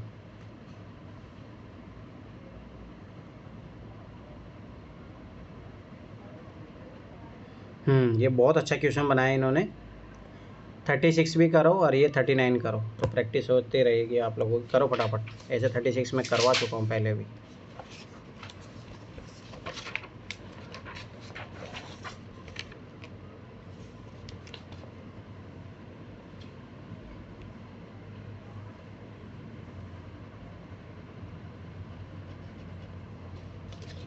और भाई किसी को दिक्कत होती तो बताया करो, कोई समझ भी नहीं आता बोलोगे नहीं, तब तक मुझे क्या हवा में पता लगेगा क्या कि भाई किसको क्या समझ में नहीं आ रहा है।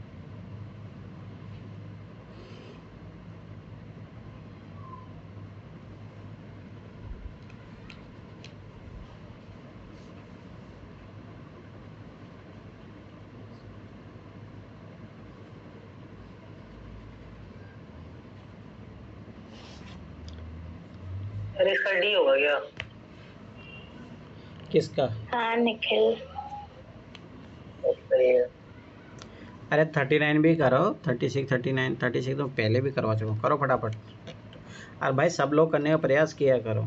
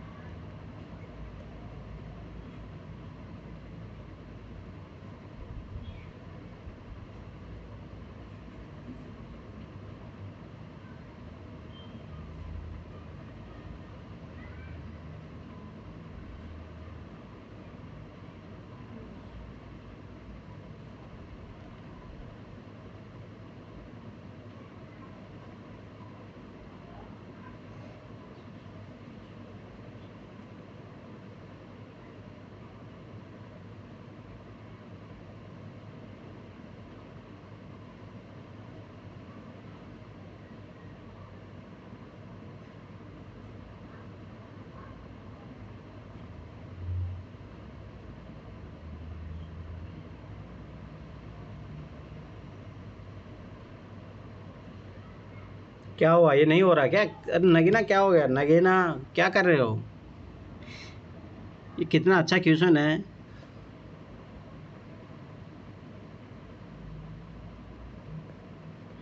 एवरेज क्या हो, 39 नहीं बन रहा किसी से भी? सर हाँ बोलो। इसमें 4 का निकालेंगे तो 80 वर्ष आएगा। फिर ये कह रहा है कि तीनों की आय का अंतर जो आयु का है 20 वर्ष है। फिर इसके बाद मेरा नहीं हो रहा है। दिमाग लगाइए, ऑप्शन मेथड यूज कीजिए। हाँ बोलो ना। आंसर डी होगा क्या? 45। Yes sir. इसका मतलब किसी से बना नहीं है ये क्वेश्चन। सोचो इतना इजी क्वेश्चन। देखो निखिल तुम्हारा भी डी आ रहा है इसका? नहीं सर, क्या आ रहा है फिर? ये आ ही नहीं रहा। इसका सी आएगा। चलो देखो इधर तुम लोग क्या करते हो। देखो इधर ध्यान से देखो। एक शिक्षक और 3 छात्रों की औसत आयु 20, तो 20 × 4 80 आएगा भाई। ये चीज़ समझो। ये 60 कौन बता रहा था भाई? 3 छात्र हो तो टोटल कितने हो गए? 4 आएंगे ना। तो नीचे 20 × 4, तो ये टोटल का x1 से लेके 4 तक आ जाएगा। तो x1 + x2 + x3 + x4। याद करो मैंने कितनी बार करवाए हैं ये क्वेश्चन। तो अब आगे देखो। यदि तीनों छात्र समान आयु के हैं, अब थोड़ा लॉजिकली भी सोचोगे ना तो डायरेक्ट ऐसे भी निकल जाता, पर ठीक है कोई नहीं। तो इसका मतलब है तीनों सेम आयु के हैं। तो मैंने क्या माना? x1 + 3x। बताओ सही है या नहीं है? तो ये x1 टीचर की आयु हो जाएगी। ठीक है, अब आगे देखो। और शिक्षक तथा प्रत्येक छात्र की आयु का अंतर 20 वर्ष हो। ठीक है, ध्यान से समझना। तो इसका मतलब है x1 माइनस जो है x है, ध्यान समझना, ये 20 है। ठीक है, तो अब ध्यान समझना। यहाँ पे x1 बराबर में 20 + x लिख सकता हूँ। अब जब मैं 20 + x लिख सकता हूँ, बस इसको यहाँ पे रख दो, हो गया। 20 + x + 3x = 80। ये कितना हो जाएगा? 4x। ये उधर जाएगा तो 60। तो x बराबर कितना आ गया? 15। ख़त्म बात। तो सबका एज जब ये किसके पूछ रहा है तो शिक्षक की आयु कितनी होगी? तो x बराबर यहाँ पे 15 रख दो। x बराबर 15 रखोगे तो आप कितना आ जाएगा? 35। अब इससे इजी क्वेश्चन क्या हो सकता है सोचो। लीनियर इक्वेशन प्लस, इसलिए तो मैंने बोला भी था एवरेज, सारे कॉन्सेप्ट एक साथ पूछ लिए इसने। अरे बताओ समझ में आया नहीं आया? यस सर, ये नॉर्मल भी बन रहा था सर। मैंने उल्टा ये तीनों का मिला के जो आया था वो मैंने बोल दिया था। ठीक है। अब देखो एक और तरीका मैं बताता हूँ। चलो ठीक है, जब एग्जाम पर मेरा मान देखो ये प्रोसीजर सीखो, कभी क्वेश्चन गलत नहीं हो। ठीक है, चलो मान लो ये अब ऑप्शन मेथड बताता हूँ, ध्यान से देखना कैसे करते हैं। तो मान लो शिक्षक की आयु कितनी है? मान लो मैंने 25 वर्ष माना। ठीक है, ध्यान से समझना। अब ये बोला है कि इन दोनों का अंतर जो है 20 वर्ष है, स्टूडेंट का और इसका जो है। तो ये भाई 25 - 20 करोगे तो क्या बच्चों की एज 5 है? 5 या 15, 15 क्या 40? और ना यहाँ पे कितना आ रहा था? 80। तो ये तो गलत हो गया। समझ में आया मैंने क्या लॉजिक बताया? हाँ सर। ठीक है, ये वाला लॉजिक सही है। अब आगे देखो 30 वर्ष है। 30 वर्ष मान लो टीचर की एज है, तो उन बच्चों की एज कितनी होगी? 10 साल। तो 10 × 30 करोगे 30 और 30 कितना हो? 60। फिर भी गलत गया, 80 आना चाहिए ना। 35 करो, 35 - 20 करोगे 15, 15 तो 45, 45 और 35 जोड़ दो, हाँ 80 आ रहा है। आ गया आंसर। इस तरीके से भी कर सकते हो। अब इससे ज़्यादा क्या सिखाऊं बताओ आप लोगों को? अब ये क्वेश्चन गलत नहीं होनी चाहिए भाई, आप ये चीज़ समझो। NCERT करवाया था तभी मैंने करवाया था। देखो 3 कथन है, उपरांत एक प्रश्न है। ABCD में सबसे छोटा कौन है? ध्यान समझना, यहाँ पे सबके बारे में बात बोल ही नहीं रहा है। ठीक है, अब यहाँ कुछ पता लग रहा है। C जो है D से छोटा है, ठीक है, और A जो है B से बड़ा है। तो इन दोनों के बीच में कोई संबंध ही नहीं है। ना तो S1 दे सकता उत्तर। ठीक है, यार रखना, सिंगल तो कोई भी नहीं दे पाएगा। ठीक है, तो यहाँ तो ये पहला ऑप्शन तो गया काम से। अब अपन पढ़ेंगे S1 और S2 दे सकता है क्या दोनों साथ में? चलो ठीक है, यहाँ पे बोल दिया D सबसे बड़ा है, तो ये तो कोई अलग बात नहीं हुई। ठीक है, सबसे छोटा पूछा है ना अपने को, तो इन दोनों को मिला के भी नहीं दे सकते अपन आंसर। ठीक है, फिर क्या S2 और S3 अगर साथ में, S2 में C है ही नहीं, तो आप कैसे आंसर दे पाओगे बताओ मुझे? देखो इन दोनों को मिला के इसमें C है ही नहीं ना। जब C है ही नहीं तो आंसर कैसे दे दोगे आप बताओ? आगे देखो S1 और S3 एक साथ प्रश्न उत्तर देने के लिए पर्याप्त, तो देखते हैं। अब देखो ध्यान समझना, ये क्या बोला है? C जो है D से छोटा है। ठीक है, और यहाँ पे बोला A और B से बड़ा है। अरे अच्छा रुको, C जो है D से छोटा है पर A और B से बड़ा है। A और B के बारे में बता दिया। ठीक है, अब ये देखो यहाँ बता दिया A जो है B से बड़ा है, तो सबसे बात सबसे छोटा क्या हो गया? B। आंसर आ गया। हाँ, ये दोनों कथन मिला के आंसर दे रहे हैं अपने को। अरे समझ में आया? अरे बोलोगे कोई? Yes sir. चलो ये क्वेश्चन करो, अभी देखता तुम लोगों का। ये है इक्वेशन का ही क्वेश्चन है, चलो करो। अब मैंने माना यूपीएससी इस क्वेश्चन को रिपीट कर सकती है, क्योंकि इस क्वेश्चन को किसी का ध्यान नहीं जाता है।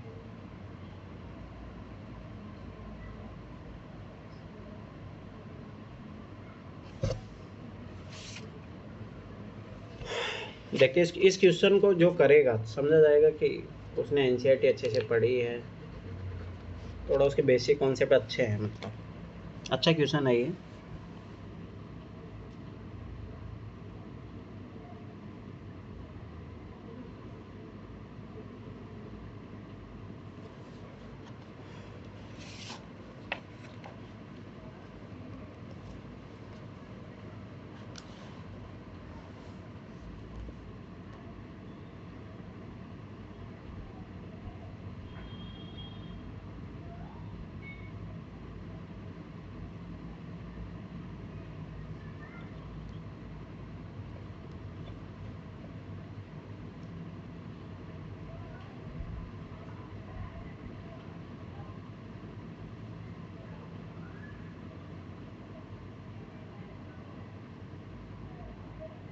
है इजी क्वेश्चन, पर थोड़ा बहुत आपके बेसिक कॉन्सेप्ट क्लियर होने चाहिए।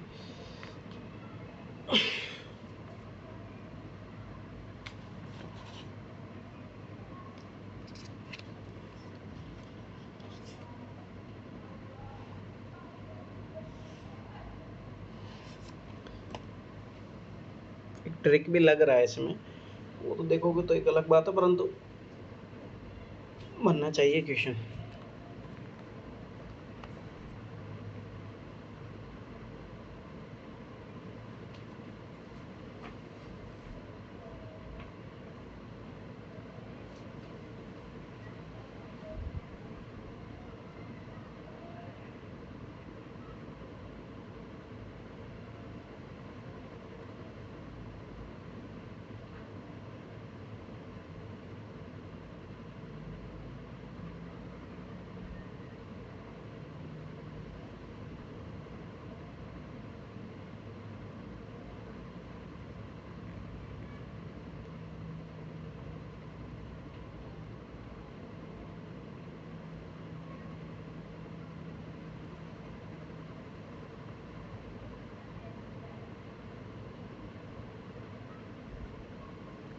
किसी का बना?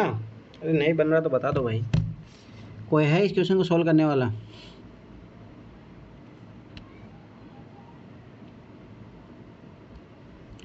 निखिल, नगीना, क्या हुआ? शिवानी, अनु, संध्या,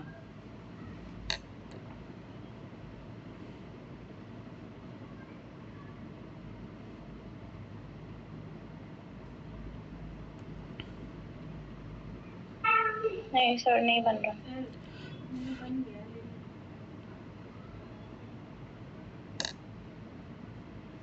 बन गया तो क्या आंसर आ रहा है?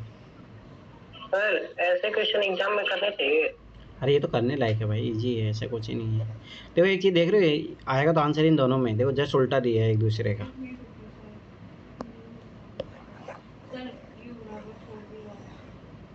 यू बराबर, तो क्या आंसर आ रहा है? ए आ रहा है, डी आ रहा है? अच्छा देखो इधर, माना कि दो धातु के घन हैं पी और क्यू, ठीक है, ध्यान से समझना ये चीज़। ये आपने को दिया है दो, ठीक है, पी और क्यू है, ये ध्यान से समझना, घन है, ठीक है। एक्स वाई आयतन है, इनका वॉल्यूम दिया है अपने को, इनका इसका एक्स है, इसका वाई है, ठीक है। एम और एन जो है द्रव्यमान है, इसका एम द्रव्यमान है, इसका एन द्रव्यमान है, ठीक है। क्योंकि प्रत्येक भुजा पी की दोगुनी है, ठीक है, तो ये सबाई सी बात है, ये ए होगा, इसकी भुजा तो इसकी कितनी हो जाएगी? 2a, सॉरी क्योंकि जो प्रत्येक भुजा पी की दुगनी है, तो ये ए मानोगे तो ये 2a हो जाएगी, ठीक है। ध्यान से समझना, क्वेश्चन को रिपीटेड हो सकता है क्वेश्चन। कहाँ से ज्वाइन कर रहे हैं सर? इसका आंसर ए आ सकता है क्या? ये? अरे आज चक्कर क्या, सब लोग भाग गए क्या छोड़ के? ये तो आएगा आंसर, ठीक है, ध्यान से देखो इधर। अब देखो ये हो गया, और क्यू का द्रव्यमान पी के द्रव्यमान का दुगना है, क्यू का जो द्रव्यमान है, ठीक है, इसका जो द्रव्यमान है वो पी का दुगना है। पी का दुगना तो द्रव्यमान मान लो आप, कुछ भी मान लो, क्या मानोगे, ये जेड मान लो तो ये 2z हो जाएगा, ठीक है, द्रव्यमान। अब देखो ध्यान से समझना, यहाँ पे u बराबर, माना कि u बराबर m/x है, ठीक है, v बराबर जो है n/y है, तो निम्नलिखित में से कौन सा सही होगा। तो पहली बात तो आप ये बताओ कि घन का क्यूब क्या होता है, मतलब घन का वॉल्यूम भी आप वही आ जाएगा, क्यूब भी अगर घन करोगे तो वही आ जाएगा, मतलब, ठीक है। तो ये होता है भुजा क्यूब, याद रखना दोनों चीज़ एक ही है, ठीक है, उसका क्यूब भी या वॉल्यूम भी, ठीक है। तो ये स्वाभाविक सी बात है, जैसे पी का निकालेंगे तो पी का क्या आ जाएगा, a क्यूब, ठीक है, वहीं क्यू का निकालोगे तो आप क्या आ जाएगा, 2a का क्यूब, तो ये कितना आ जाएगा, 8a का क्यूब। अरे समझ में आया या नहीं आया, ठीक है। अब जो है आप जो है इसको स्वाभाविक सी बात है कहाँ रख दो, u बराबर क्या है, m/x, ठीक है। तो स्वाभाविक सी बात है x क्या है, यहाँ पे बुझाई है ना वो, सॉरी x जो है आयतन होगा, तो ये जो है x आप इसको आयतन करोगे तो ये बराबर जो है m बराबर a क्यूब हो जाएगा, u, ठीक है, u, एक मिनट रुको, हाँ, मतलब आप जो जस्ट है u की जगह, मतलब m जो है उसकी जगह रख रहे हो, x और y जो है आयतन है, तो x इसका जो है ये किसकी भुजा थी अपन ने, ये जो माना था ये यहाँ p की भुजा थी ना, ये मतलब, ठीक है, वो उसके लिए हो जाएगा। अब जो है v का बराबर n/, ये जो है y का करोगे तो कितना आ जाएगा, यहाँ पर 8a क्यूब, ठीक है, ध्यान से समझना ये चीज़। अब देखो, अब इन दोनों में आपको कोरिलेशन चाहिए, बस यही चीज़ तो अपने को देखनी है। तो यहाँ से अगर थोड़ा बहुत नोटिस भी करोगे तो अपने को यहाँ पे क्या पता लग रहा है कि जो है v का मान जो है बहुत कम आएगा, क्योंकि v के मान में 8 है नीचे। अगर थोड़ा बहुत आइडिया लगाओगे ना, इससे भी एक क्वेश्चन सोल्व हो सकता था, मतलब आराम से। तो क्योंकि जो नीचे जाता है, मतलब भिन्न में जितनी बड़ी संख्या होगी उतना छोटा मान जाता जाएगा, तो इसका मतलब u जो है बड़ा है। इससे अपने को एक कॉमन सेंस भी यहाँ से लगा कि u बड़ा है।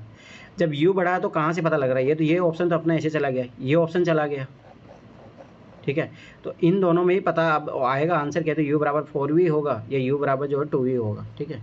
अब देखो ध्यान से समझना, अब यहाँ से जो है u और v का संबंध निकालो आप, ठीक है।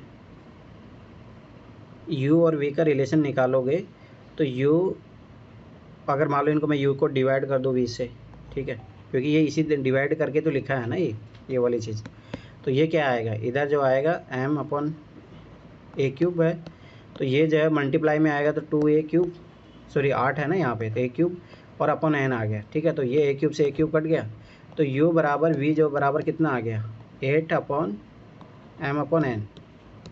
अब अपने को m और n का जो है निकालना। अब देखो ध्यान से समझना, यहाँ पे m n द्रव्यमान है, ठीक है, x y जो है, ठीक है, और क्योंकि प्रत्येक भुजा p है, क्योंकि दोगुनी है, और क्यू का द्रव्यमान p का दुगुना। अब देखो ये ध्यान से बना, ये वाला लिखो संबंध, उसमें मतलब आपने z माना था ना, या जो भी है इसका दुगुना है, तो ये दुगुना है तो ये 2 गुना होगा ना।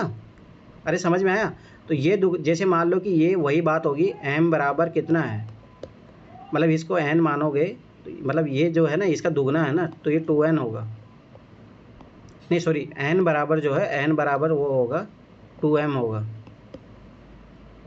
अरे समझ में आया। देखो कि द्रव्यमान इसका ज़्यादा है, इसका क्यों, अगर आप यहाँ पे करोगे तो इन दोनों में जैसे रिलेशनशिप बनाओगे तो u बराबर v बराबर, यहाँ पे 8m है ना, तो ये अब बराबर आ जाएगा n बराबर 2m लिखोगे आप, तो 2 से गया 4 बार, uv/4 आएगा, तो u बराबर 4v आंसर। समझ में आया कुछ? सर इसका कोई कुछ शॉर्ट नहीं है, क्योंकि ये थोड़ा लॉन्ग नहीं, हो गया। मेथड यही है, यही तरीका है इस क्वेश्चन को सोल्व करने का, क्योंकि इसमें जो प्रोसेस दिया है ना आपको वो सोल्व करना ही पड़ेगा। देखो थोड़ा कॉमन सेंस तो मैंने बताया भी था आपको। देखो यहाँ पे अपने को क्या पता लग रहा है कि जब वो अपन निकाल लिए थे, ये वाला याद रखो, जब इससे पता लग रहा है कि जो v की वैल्यू बहुत छोटी आएगी, याद रखो। देखो यहाँ पे है ना, हाँ यहाँ से आप डायरेक्ट सोल्व कर सकते थे, आगे इतना बढ़ने की ज़रूरत नहीं थी। यहाँ से कॉमन सेंस लगाओगे।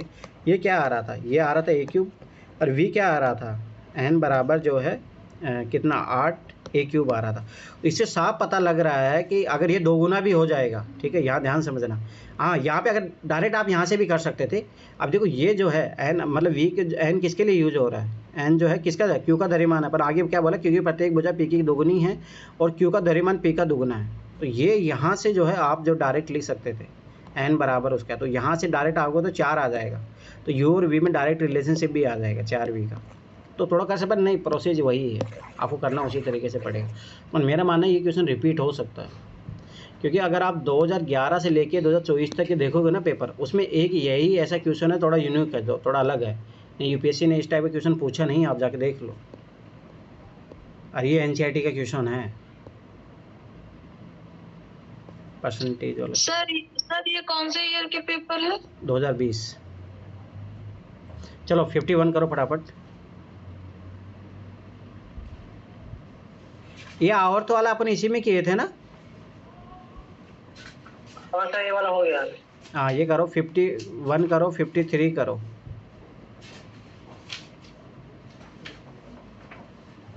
ये करो 54 करो, ये भी इसी का क्वेश्चन है, याद करो।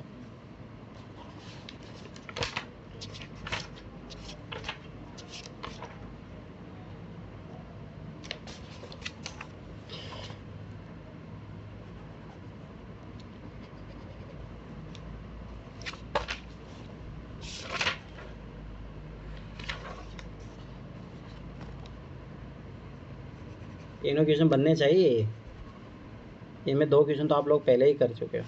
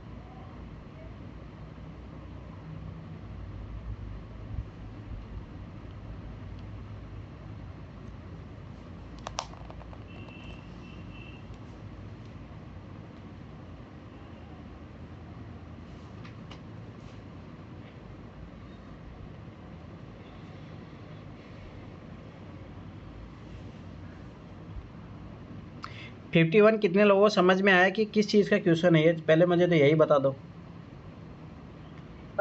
इसमें ये सीएफ निकालना है। ठीक है करो। सोचो इस एक ही एग्जाम में 2 क्वेश्चन हैं इसके। आया आंसर? इसका डी आएगा क्या? सही प्रोसेस किया होगा तो सही होगा, नहीं तो गलत होगा, गलत तरीके से किया होगा। इसी तरह होगा ना, 7/2 हो जाएगा, 35/4 हो जाएगा, तो उसका फिर से एसटीएफ निकाल देंगे, उसका एसटीएफ निकाल देंगे नीचे वाले। वही तरीका है। सोचो सेम क्वेश्चन से 2 क्वेश्चन आए थे।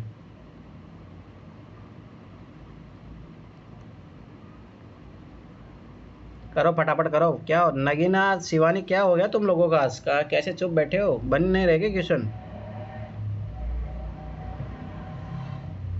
अनु क्या हुआ? यस सर, बन गया सर। सारे बन गए? ये 51 ही बोले थे ना? अरे 51, 53, 54।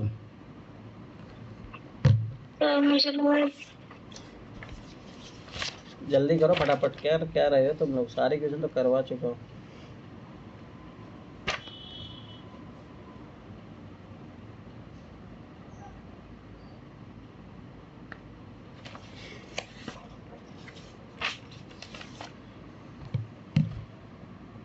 तुम लोग नहीं पढ़ रहे हो शीशे। मैंने कितने बार बोला जाके एनसीईआरटी देखो भाई, एनसीईआरटी क्वेश्चन करो, फिर दृष्टि वाली बुक लगाओ।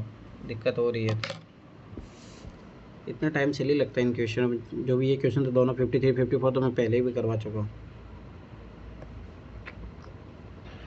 यस सर, बन गया। नगीना क्या हो रहा? नगीना भागे तुम लोग? कौन कौन है यहाँ पे? अनु, संध्या क्वेश्चन नहीं बन रहे क्या? सर 53 और 54 तो हो गया। अमित, नगीना क्या हो रहा है तुम लोगों का? तरुणम, पढ़ लो भाई के भी। देखो इधर अधिकतम लंबाई एक्स क्या होगी जिससे कि 3 से 1/2 मीटर और 8 से 3/4 मीटर एक्स के पूर्णांक गुणज हो। पूर्णांक गुणज हो मतलब आगे बढ़ेगा तो ये सबसे छोटा होगा ना, तो छोटा होगा तो क्या निकालेंगे HCF। याद रखना ये चीज़। अब वही चीज़ 3 से 1/2 को पहली बात तो ये लिखना आना चाहिए। कितना होगा 3 से 1/2। देखो ये दोनों मल्टीप्लाई होता है, ये जुड़ता है, 3 दूना 6 7 7 सही 7/2। ये देखो 8 चौक 32 32 3 35/4। अब वही सेम चीज़ HCF निकालना है तो ऊपर वालों को तो निकलेगा HCF, नीचे वालों को निकलेगा LCM। तो LCM तो डायरेक्ट कितना आ जाएगा 4 आ जाएगा।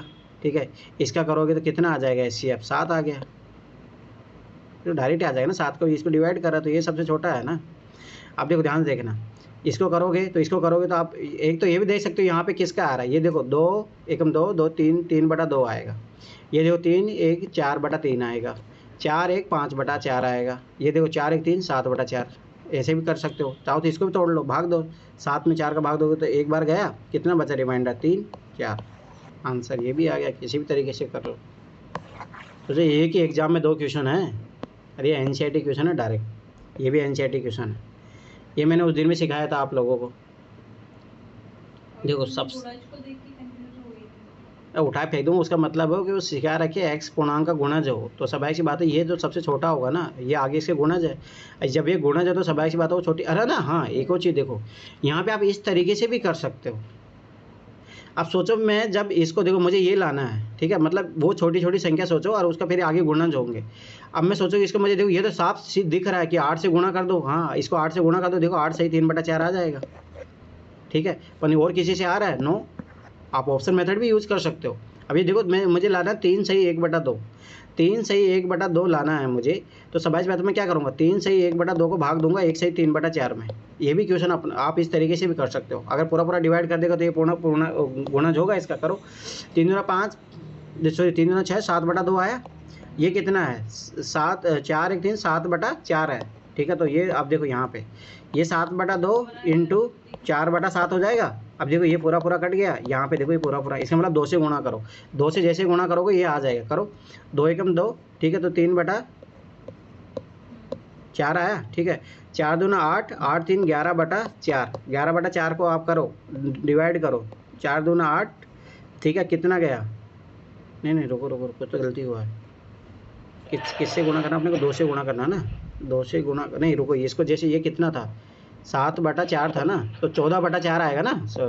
याद रखना ये चीज़। अरे मतलब इसको ना वो चेंज कर लो, 7/4 आएगा ना, तो इसको 2 से गुणा करो तो कितना हो गया 14/4। 14/4 को भाग दो आप, 3 सही 2/4 आ गया।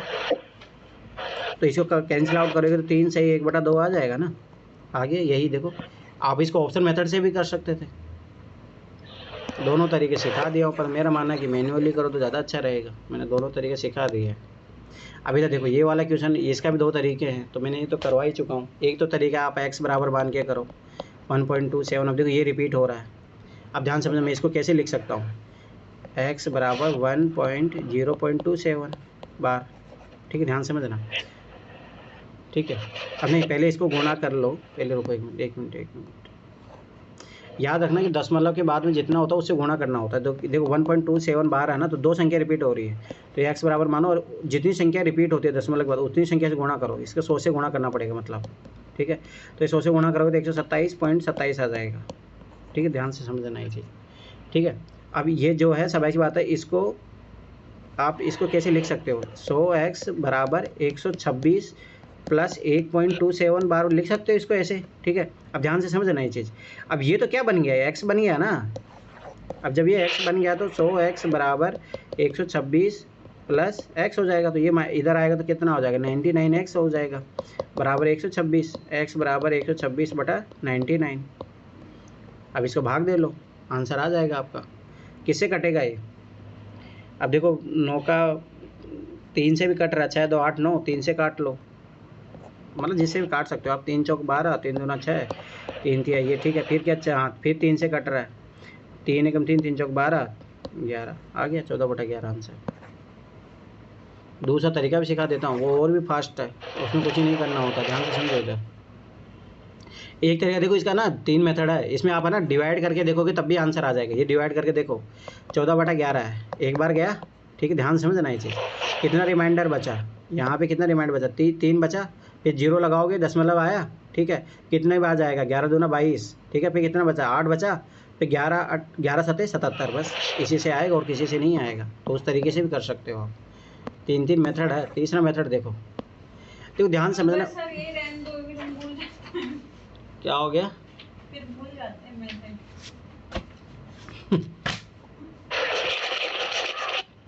एक मेथड ये भी है, देखो ध्यान समझ लो इधर, ये जितना बार जो रिपीट होता है उतने डबल 9 लिख दो बस। तो आप उस तरीके से भी कर सकते हो। अब इसको काट लो, 3 नाम 27, ठीक है, 3 3 33, फिर इसको काट लो, 3/11, तो 1 + 3/11, मतलब ये सबसे फास्ट है इसलिए मैं बता रहा हूँ। तो वही सेम चीज़ 11 11 11 इंटू ये दोनों मल्टीप्लाई हो गए, जुड़ेगा तो कितना हो जाएगा, 11 14/11 आंसर। उस तरीके से भी आगे ये क्वेश्चन बना किसी से। अब ये देखो 4 अंकों की सबसे छोटी संख्या कौन सी है जिसे 3 4 5 6 से विभाजित करने पर प्रत्येक बार 2। ये यार एलसीएम का क्वेश्चन है। 3 4 5 6 एलसीएम लो आप, एलसीएम कितना आएगा आपका 60 आएगा।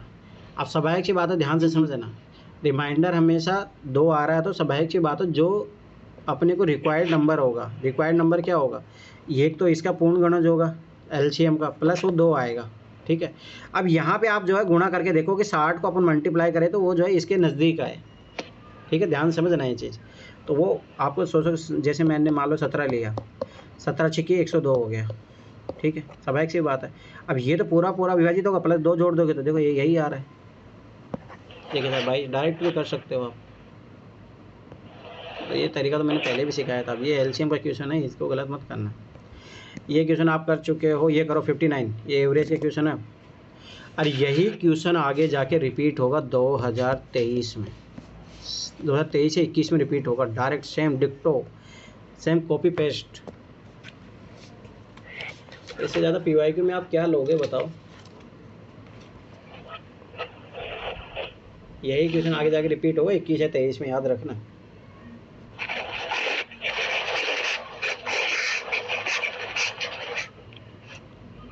सेम ही रहेगा, सी आ जाएगा इसका। सेम क्यों रहेगा बताओ। क्योंकि सर कक्षा में ही है ना, विद्यार्थी कहीं भी बैठे कहीं भी जाए उससे जो एक कक्षा में 3 समूह है, ए बी सी है। यदि समूह ए से एक विद्यार्थी, समूह बी से 2 विद्यार्थियों को सी में स्थानांतरित कर दिया जाता है तो कक्षा का विद्यार्थी औसत बार, ये वो याद रखो, जैसे 10th क्लास में आप पढ़ते हो तो जब ज़्यादा बच्चे हो जाते हैं तो उसी 10th को 3 पार्ट में डिवाइड कर दिया जाता है।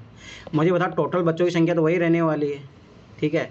तो स्वाभाविक सी बात है, जो उनका जो वेट है वो हो सकता है, जैसे मान लो कि ए में इधर कुछ बच्चों को आप ट्रांसफ़र कर दोगे, पर टोटल वेट तो वही आएगा ना, याद रखना, आगे भी आएगा आंसर यही सेम क्वेश्चन। सर अगर इसमें स्पेसिफिक किसी ग्रुप का नाम लेता तो डिफरेंस हो जाता। अरे नहीं, मतलब जो उसने क्लास बोला ना, क्लास, अगर हाँ अगर वो यहाँ पे, अगर यहाँ पे, हाँ सही बोल रहे हो आप, कि अगर यहाँ पे अगर वो कक्षा की जगह ये बोल देता कि ए का क्या होगा एवरेज, पर इस टाइप के क्वेश्चन नहीं बनते हैं, इतना उसमें मत जाओ। वो आपसे बस आपको वो ये देखना चाह रहा था कि आप क्वेश्चन की लैंग्वेज को ध्यान से पढ़ रहे हो नहीं पढ़ रहे हो। चलो ये करो 69, ये भी एवरेज का क्वेश्चन है, 69 करो। अब सोचो कितने क्वेश्चन आए हैं एवरेज से। तो मैं पहले बता रहा हूँ, 2025 पास करना है, जो अभी मैंने नंबर सिस्टम पढ़ाया और ये पढ़ाया है, यही आपके लगभग नंबर सिस्टम देखो 20 के समथिंग आते हैं। और ये 2-3 ये कर लो, कम से 25-30 क्वेश्चन तो यहीं से हो जाएंगे आप लोगों के।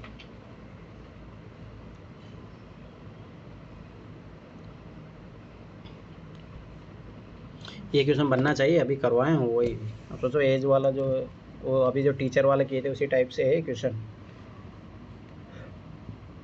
अब ये गलत नहीं होना चाहिए।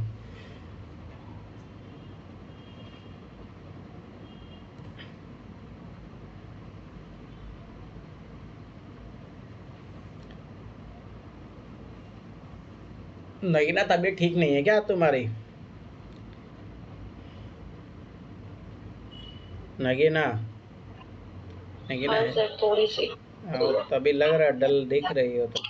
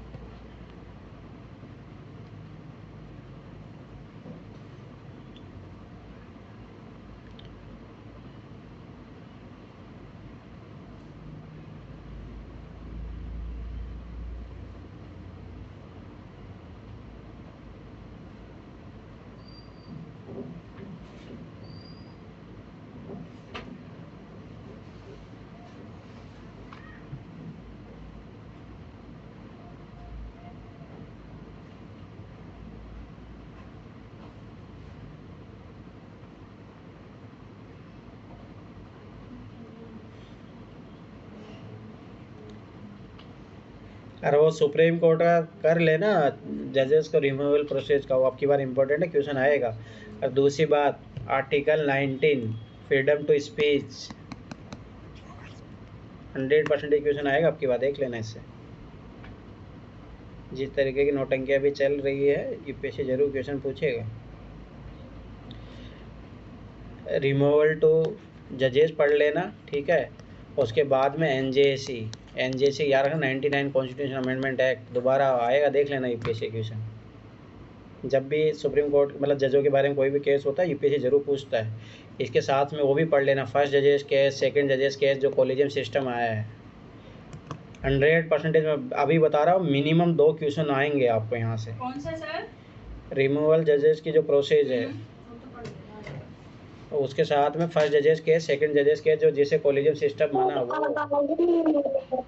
क्या हो गया सर? आवाज बहुत भरभरा रहा है। अगर सभी को ऐसा आ रहा तो बताओ मुझे, अगर आपको लग रहा तो ये आपके नेटवर्क का इशू है, बताइए मुझे। सबको ऐसा लग रहा है क्या? नहीं सर। हाँ वो यार तो तरन्नुम तुम्हारी तरफ से दिक्कत है। देखते हैं। अरे क्या हुआ, तुम लोगों से क्वेश्चन नहीं बन रहा क्या? मैं तुम लोगों 2 मिनट सर।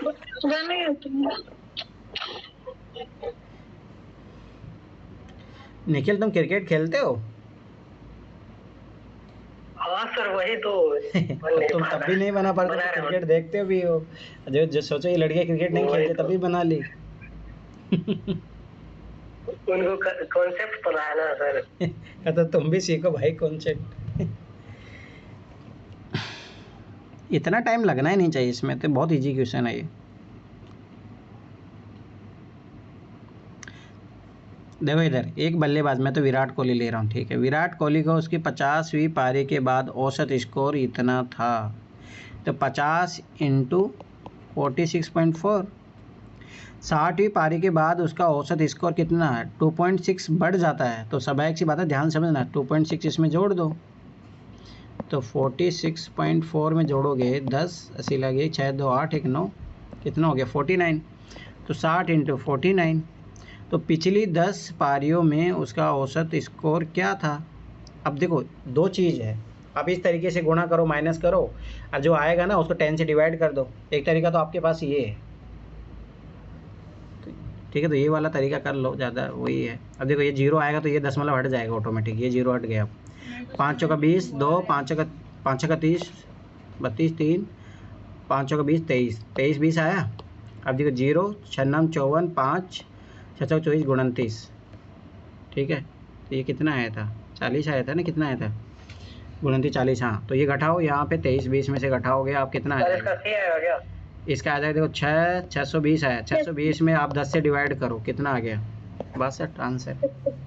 क्या कर रहे हो तुम लोग? सर मेरा बाहर क्या आ रहा था? मेरा जोड़ने में गलती हो गया था। अब सोच चलो तुम लोग।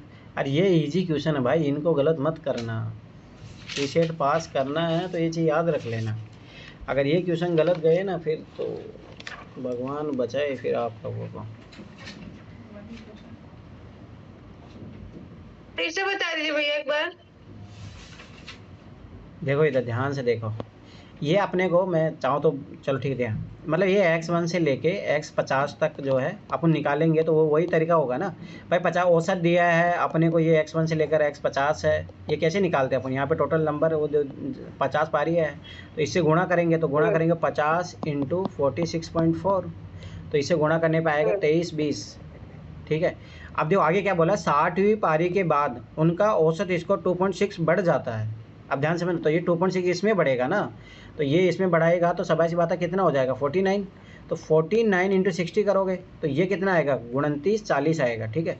अब इनमें इसमें से घटा दो, 29 40 में से 23 20 को घटाओगे आप, ठीक है, तो ये कितना आ जाएगा 620। अब ये 620 जो आया है, याद रखना कि ये 51 से लेके 60वीं पारी का है, तो ये टोटल पारियाँ कितनी है 10, तो 10 से डिवाइड कर देंगे, एवरेज ऐसे तो निकालते हैं ना अपन 62। ये याद रखना, देखो कितने क्वेश्चन इस अभी 2020 का पेपर है, सोचो, जिसमें मैं फेल हुआ था। अब सोचो, मेरा मानना है कि अगर ये छोटी छोटी चीज़ें मुझे उस टाइम आती तो भाई ये चीज़ें क्वेश्चन सही होते हैं ना। अब फिर 12 बता रहा हूँ, सोचो कि आप मेरे से कितना एज में हो, आप लोगों को मैं नंबर सारे क्वेश्चन सोल्व करवा रहा हूँ, ठीक है। पैसेज की ट्रिक है आप लोगों के पास, उस टाइम मेरे पास थी भी नहीं। 2022 में मेरे पास पैसेज की ट्रिक आई, 2022 के बाद में पैसेज का, उसके बाद उस टाइम मुझे आइडिया नहीं था पैसेज के बारे में। पैसेज में करने से डरता था भाई, आप लोगों की तरह मेरा भी हाल था उस टाइम, पर अब तो नहीं होना चाहिए भाई तुम लोगों का ये हाल। तो मेरा मानना है, देखो ये चीज़ समझो, आपको इतना मैं हेल्प कर रहा हूँ, फिर भी एग्जाम नहीं निकला ना, उठा के फेंक दूंगा तुम लोगों को, सही बता रहा हूँ। क्योंकि मेरा मानना है कि देखो, मैं लगभग 2018 से सीसेट में मेरा 2018 में निकल ही गया था। 2019 मेरे 52 नंबर थे, ठीक। उस टाइम ना तो मुझे पैसेज की ट्रिक पता थी, नहीं ये सारे क्वेश्चन मुझे आते थे, ठीक है। फिर 2020 में क्या हुआ, मेरा 64 पॉइंट कुछ नंबर आया था, मतलब 2 क्वेश्चनों से मैं फेल हुआ था उस टाइम। तो सोचो उस टाइम मुझे पैसेज भी नहीं आता था, तो आप लोगों के पास एक्स्ट्रा एड ऑन कितना है सोचो। और मेरा कभी 50 नंबर से कम नहीं गया। तो अब जो भी उस टाइम, तो मेरा ऐसा दौर था जब मुझे पैसेज नहीं आते थे, पैसेज की ट्रिक पता नहीं थी। तो मेरा कहने का मतलब कि आप बहुत आगे हो भाई। ये करो 79, ये सब क्वेश्चन ऐसे करवा चुका, अपन एवरेज का क्वेश्चन है, इसलिए दोबारा देखो इसको। ये क्वेश्चन बनने चाहिए भाई आप लोगों से, अरे इतनी बार करवा चुका हूँ उसके बावजूद भी।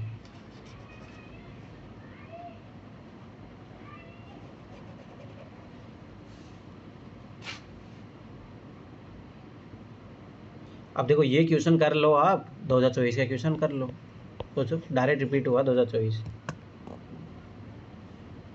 करो 78 भी करो, इसमें कुछ ही नहीं है ऐसा।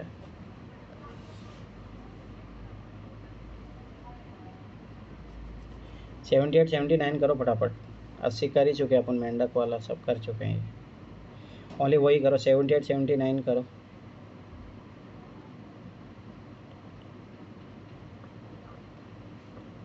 अब सोचो, जो मैं अभी इन दोनों चैप्टर से करवा चुका हूँ, सोचो देखो 2020 का पेपर है, अब इसमें कितने क्वेश्चन हैं जो अपन कर चुके हैं। सोचो, जो तो ऐसे क्वेश्चन थे कि इजी 1 2 3 4 5 6 7 8 9 10 11, ठीक। अभी तो और क्वेश्चन है जो लीनियर, वो डिस्टेंस वाले, वो और इजी है। 12 13 14 15 16 17 18 19 20 दोनों हो गए। उसको ऊपर वाला देखो, टिक तो लगा है। 21 22 23 24 25 26 27 28 29 30 31 32 33 34 35। सोचो 35 क्वेश्चन अपन कर चुके हैं, जिसमें मेरा मानना चाहिए कि अगर आप लोग सीख चुके तो एक भी क्वेश्चन गलत नहीं हो। ओनली सोचो ये तो रीजनिंग, अभी तो रीजनिंग किए भी नहीं, रीजनिंग के कुछ और टॉपिक है, लगभग 5 क्वेश्चन वो मान के चलो, तो 40 क्वेश्चन तो यहीं से हैं आपके पास, ओनली जो आप सीसेट से निकाल सकते हो रीजनिंग मैथ से। पैसे तो दूर की बात है। तो मेरा मानना है, देखो समझो 30-40 क्वेश्चन बार बार फिर बता रहा हूँ एनसीईआरटी से आएगा। क्या वो नहीं बना क्या? देखो, पानी से भरे हुए एक बर्तन का भार 40 kg है, ठीक है। अब ध्यान से समझो, ये मैंने उस दिन अलग तरीके से कराएगा, आज मैं अलग तरीके से करवाऊंगा इसको। 1/3 भरा हुआ है तो उसका भार जो है 20 kg हो जाता है, ठीक है। तो खाली बर्तन का भार क्या होगा? तो मैंने उस दिन करवा दिया था, वैसे इसका x मानो, जो ये इसको y मानो, ध्यान समझना। ये दोनों को मिला के कितना है सर? 10 कौन सर? और क्या, डायरेक्ट ऐसे भी निकाल सकते हो, कॉमन सेंस से निकाल सकते हो, पर मैं बता रहा हूँ कि लीनियर कॉमन सेंस ही लगाया, लीनियर इक्वेशन से आ जाएगा। देखो x + y बराबर कितना है? 40 है। अब आगे क्या बोल रहा है? तो यदि वह 1/3 भरा हो, तो अब ये स्वाभाविक सी बात है, ये तो फिक्स रहेगा ना, तो ये जो है x 1/3 तो ये होगा ना। यदि वह 1/3 भरा हो तो उसका भार 20 kg हो जाता है, ख़त्म बात। तो यहाँ पे 2 इक्वेशन, वही निकालो, माइनस करो, तो ये वही चीज़ है, y - y 3y करोगे तो कितना आ जाएगा? 20 आ गया। तो 2y बराबर 30 बराबर 20 आएगा, ठीक है। तो ये 10 गया, तो y बराबर कितना आ गया? 30 आ गया। तो ये मतलब ये पानी का आ गया है। तो खाली बर्तन x का वैल्यू चाहिए ना, तो यहाँ पे रख दो, तो x बराबर कितना आ जाएगा 10। तो मेरा कहना मतलब ये लीनियर इक्वेशन का क्वेश्चन था, आपको लीनियर इक्वेशन तरीके से करना चाहिए था इसको। ऐसे तो कॉमन सेंस से भी करोगे ना, ऑप्शन मेथड से, तब भी हो जाएगा, वो मैं सब बता चुका हूँ। प्रोसेस सीखनी है भाई, क्योंकि प्रोसेस हर जगह लगती है। अब ये देखो, यही क्वेश्चन 2024 में है डायरेक्ट। अब सोचो, ध्यान से समझना, यदि ये है ना 2013 में भी आया हुआ है, सोचो कैसे यूपीएससी रिपीट करा, 2013 से 2020 में पूछा और 2024 में पूछ लिया। इससे ज़्यादा क्या लोगे आप यूपीएससी से। यदि 1 लीटर पानी का भार 1 kg है, ठीक है, ध्यान से समझना, तो कितने घन मिलीलीटर पानी का भार 0.1 ग्राम होगा। ये किसी से हुआ ये क्वेश्चन? बताओ क्या है आंसर तुम्हारा। सर ये घन का पूछा है ना, मिलीलीटर पानी का भार, तो 0.1 ग्राम का 1000 आएगा। अच्छा, तो मतलब आंसर डी आ रहा तुम्हारा। शाबाश। अरे और किसी से बना, अनु, शिवानी, क्या कर रहे हो तुम लोग? अरे बोलो बोलो, अब इतना इजी क्वेश्चन नहीं कर पाए तो क्या करोगे, अब सोच लो।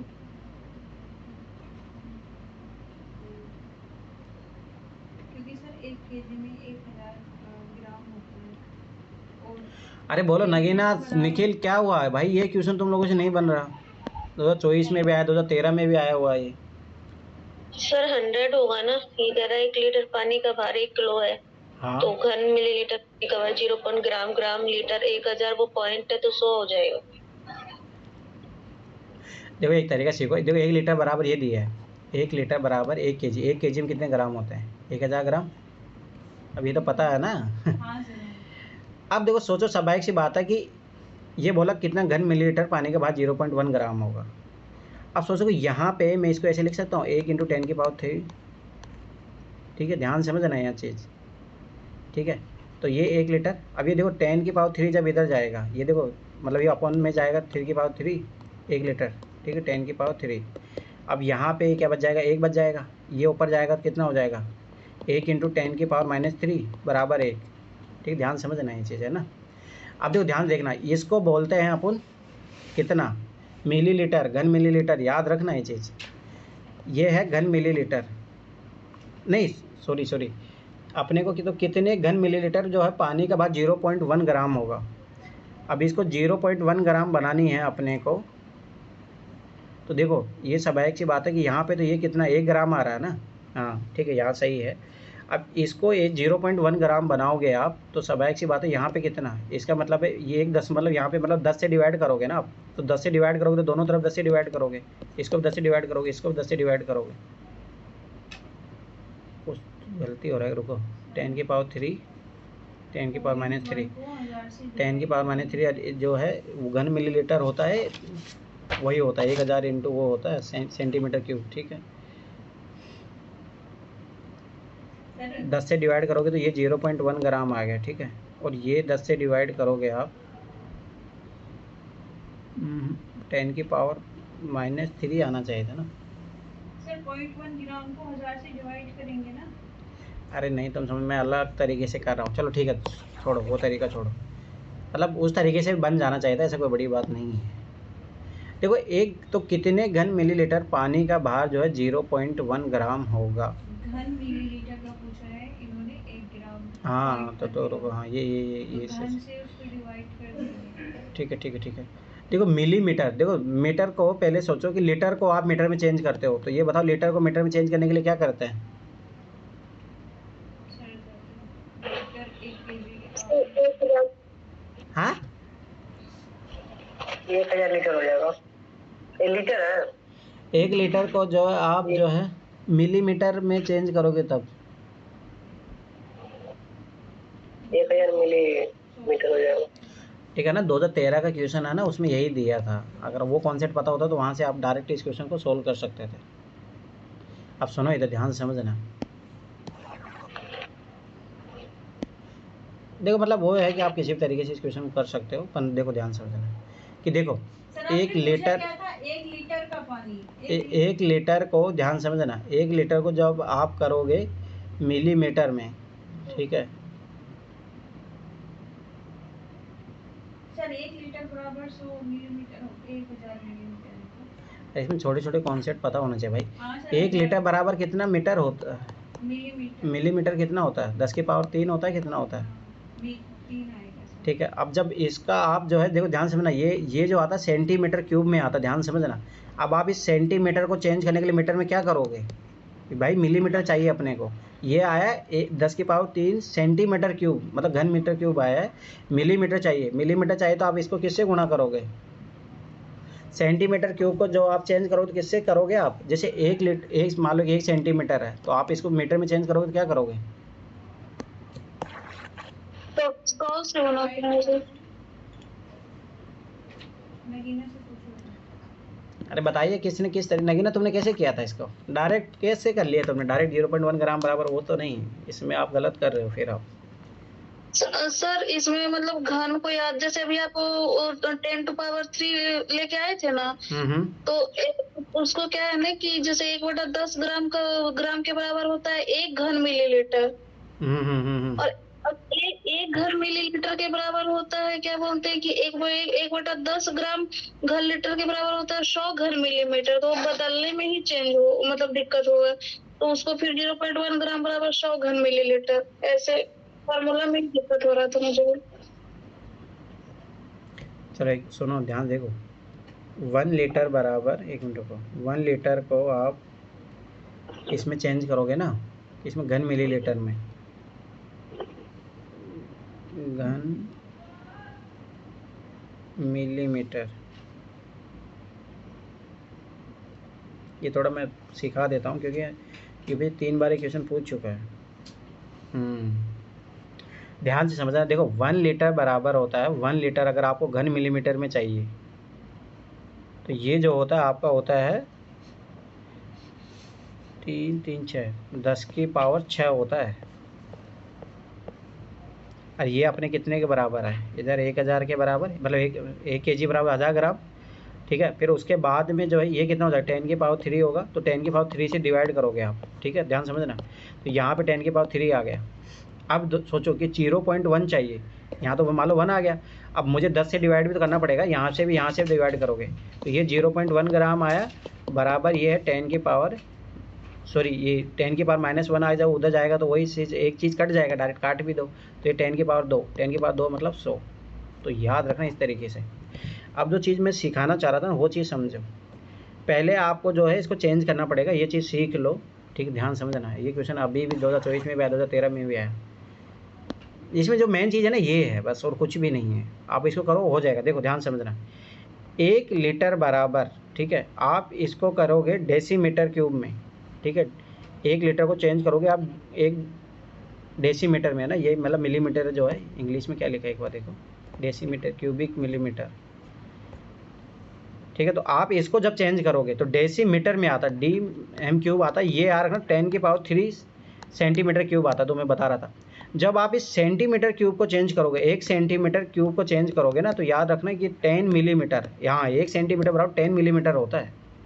तो ये जो है 10 की पावर जो है 3 आएगा ये भी। तो ये जब दोनों, अब यहाँ 10, ये सेंटीमीटर क्यूब की जगह 10 बराबर 3 रखो, तो 1 लीटर बराबर आएगा 10 की पावर 6 घन मिलीमीटर। याद रखना ये चीज़। यूपीएससी 2024 में भी यही चीज़ पूछा है। तो सबाइश बात, अब इसको वही बराबर 1000 ग्राम के बराबर कर दो। 1000 ग्राम के बराबर करोगे तो यहाँ से कितना बन गया? 10 की पावर 3। ठीक है, तो वही 10 की पावर 3 को इसको डिवाइड कर दो, 10 की पावर 3, तो यहाँ पे कितना बच जाएगा? अब ये देखो 1 ग्राम बराबर आ जाएगा 10 की पावर 3, परंतु अपने 0.1 ग्राम के बराबर चाहिए। तो 0.1 ग्राम के मतलब यहाँ 10 से डिवाइड करना पड़ेगा, यहाँ पे 10 से डिवाइड करना पड़ेगा, तो ये जो 0.1 ग्राम बन जाएगा, और यहाँ पे 10 की पावर 2 बचेगा। आंसर याद रखना ये चीज़, क्योंकि देखो 3 बार ये यूपीएससी ने सेम क्वेश्चन पूछा है। 2013 में भी जाके देखना, यही सेम कॉन्सेप्ट लगा था 2020 में, 2024 में। चलो ठीक है, हो गया। तो देखो मेरा मानना है तुम लोग सीसेट में काम नहीं कर रहे हो, मैं तो इतना ख़राब हालात, पैसेज भी अच्छे नहीं कर पा रहे हो। अब बताओ क्या किया जाए?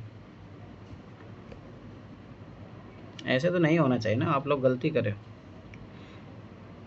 चलो ठीक है, 9:40 पे आके मिलो, आज वो ख़त्म करना 5 साल के। अरे भाई सीसेट पढ़ लो, मैं फिर 12 बता रहा हूँ।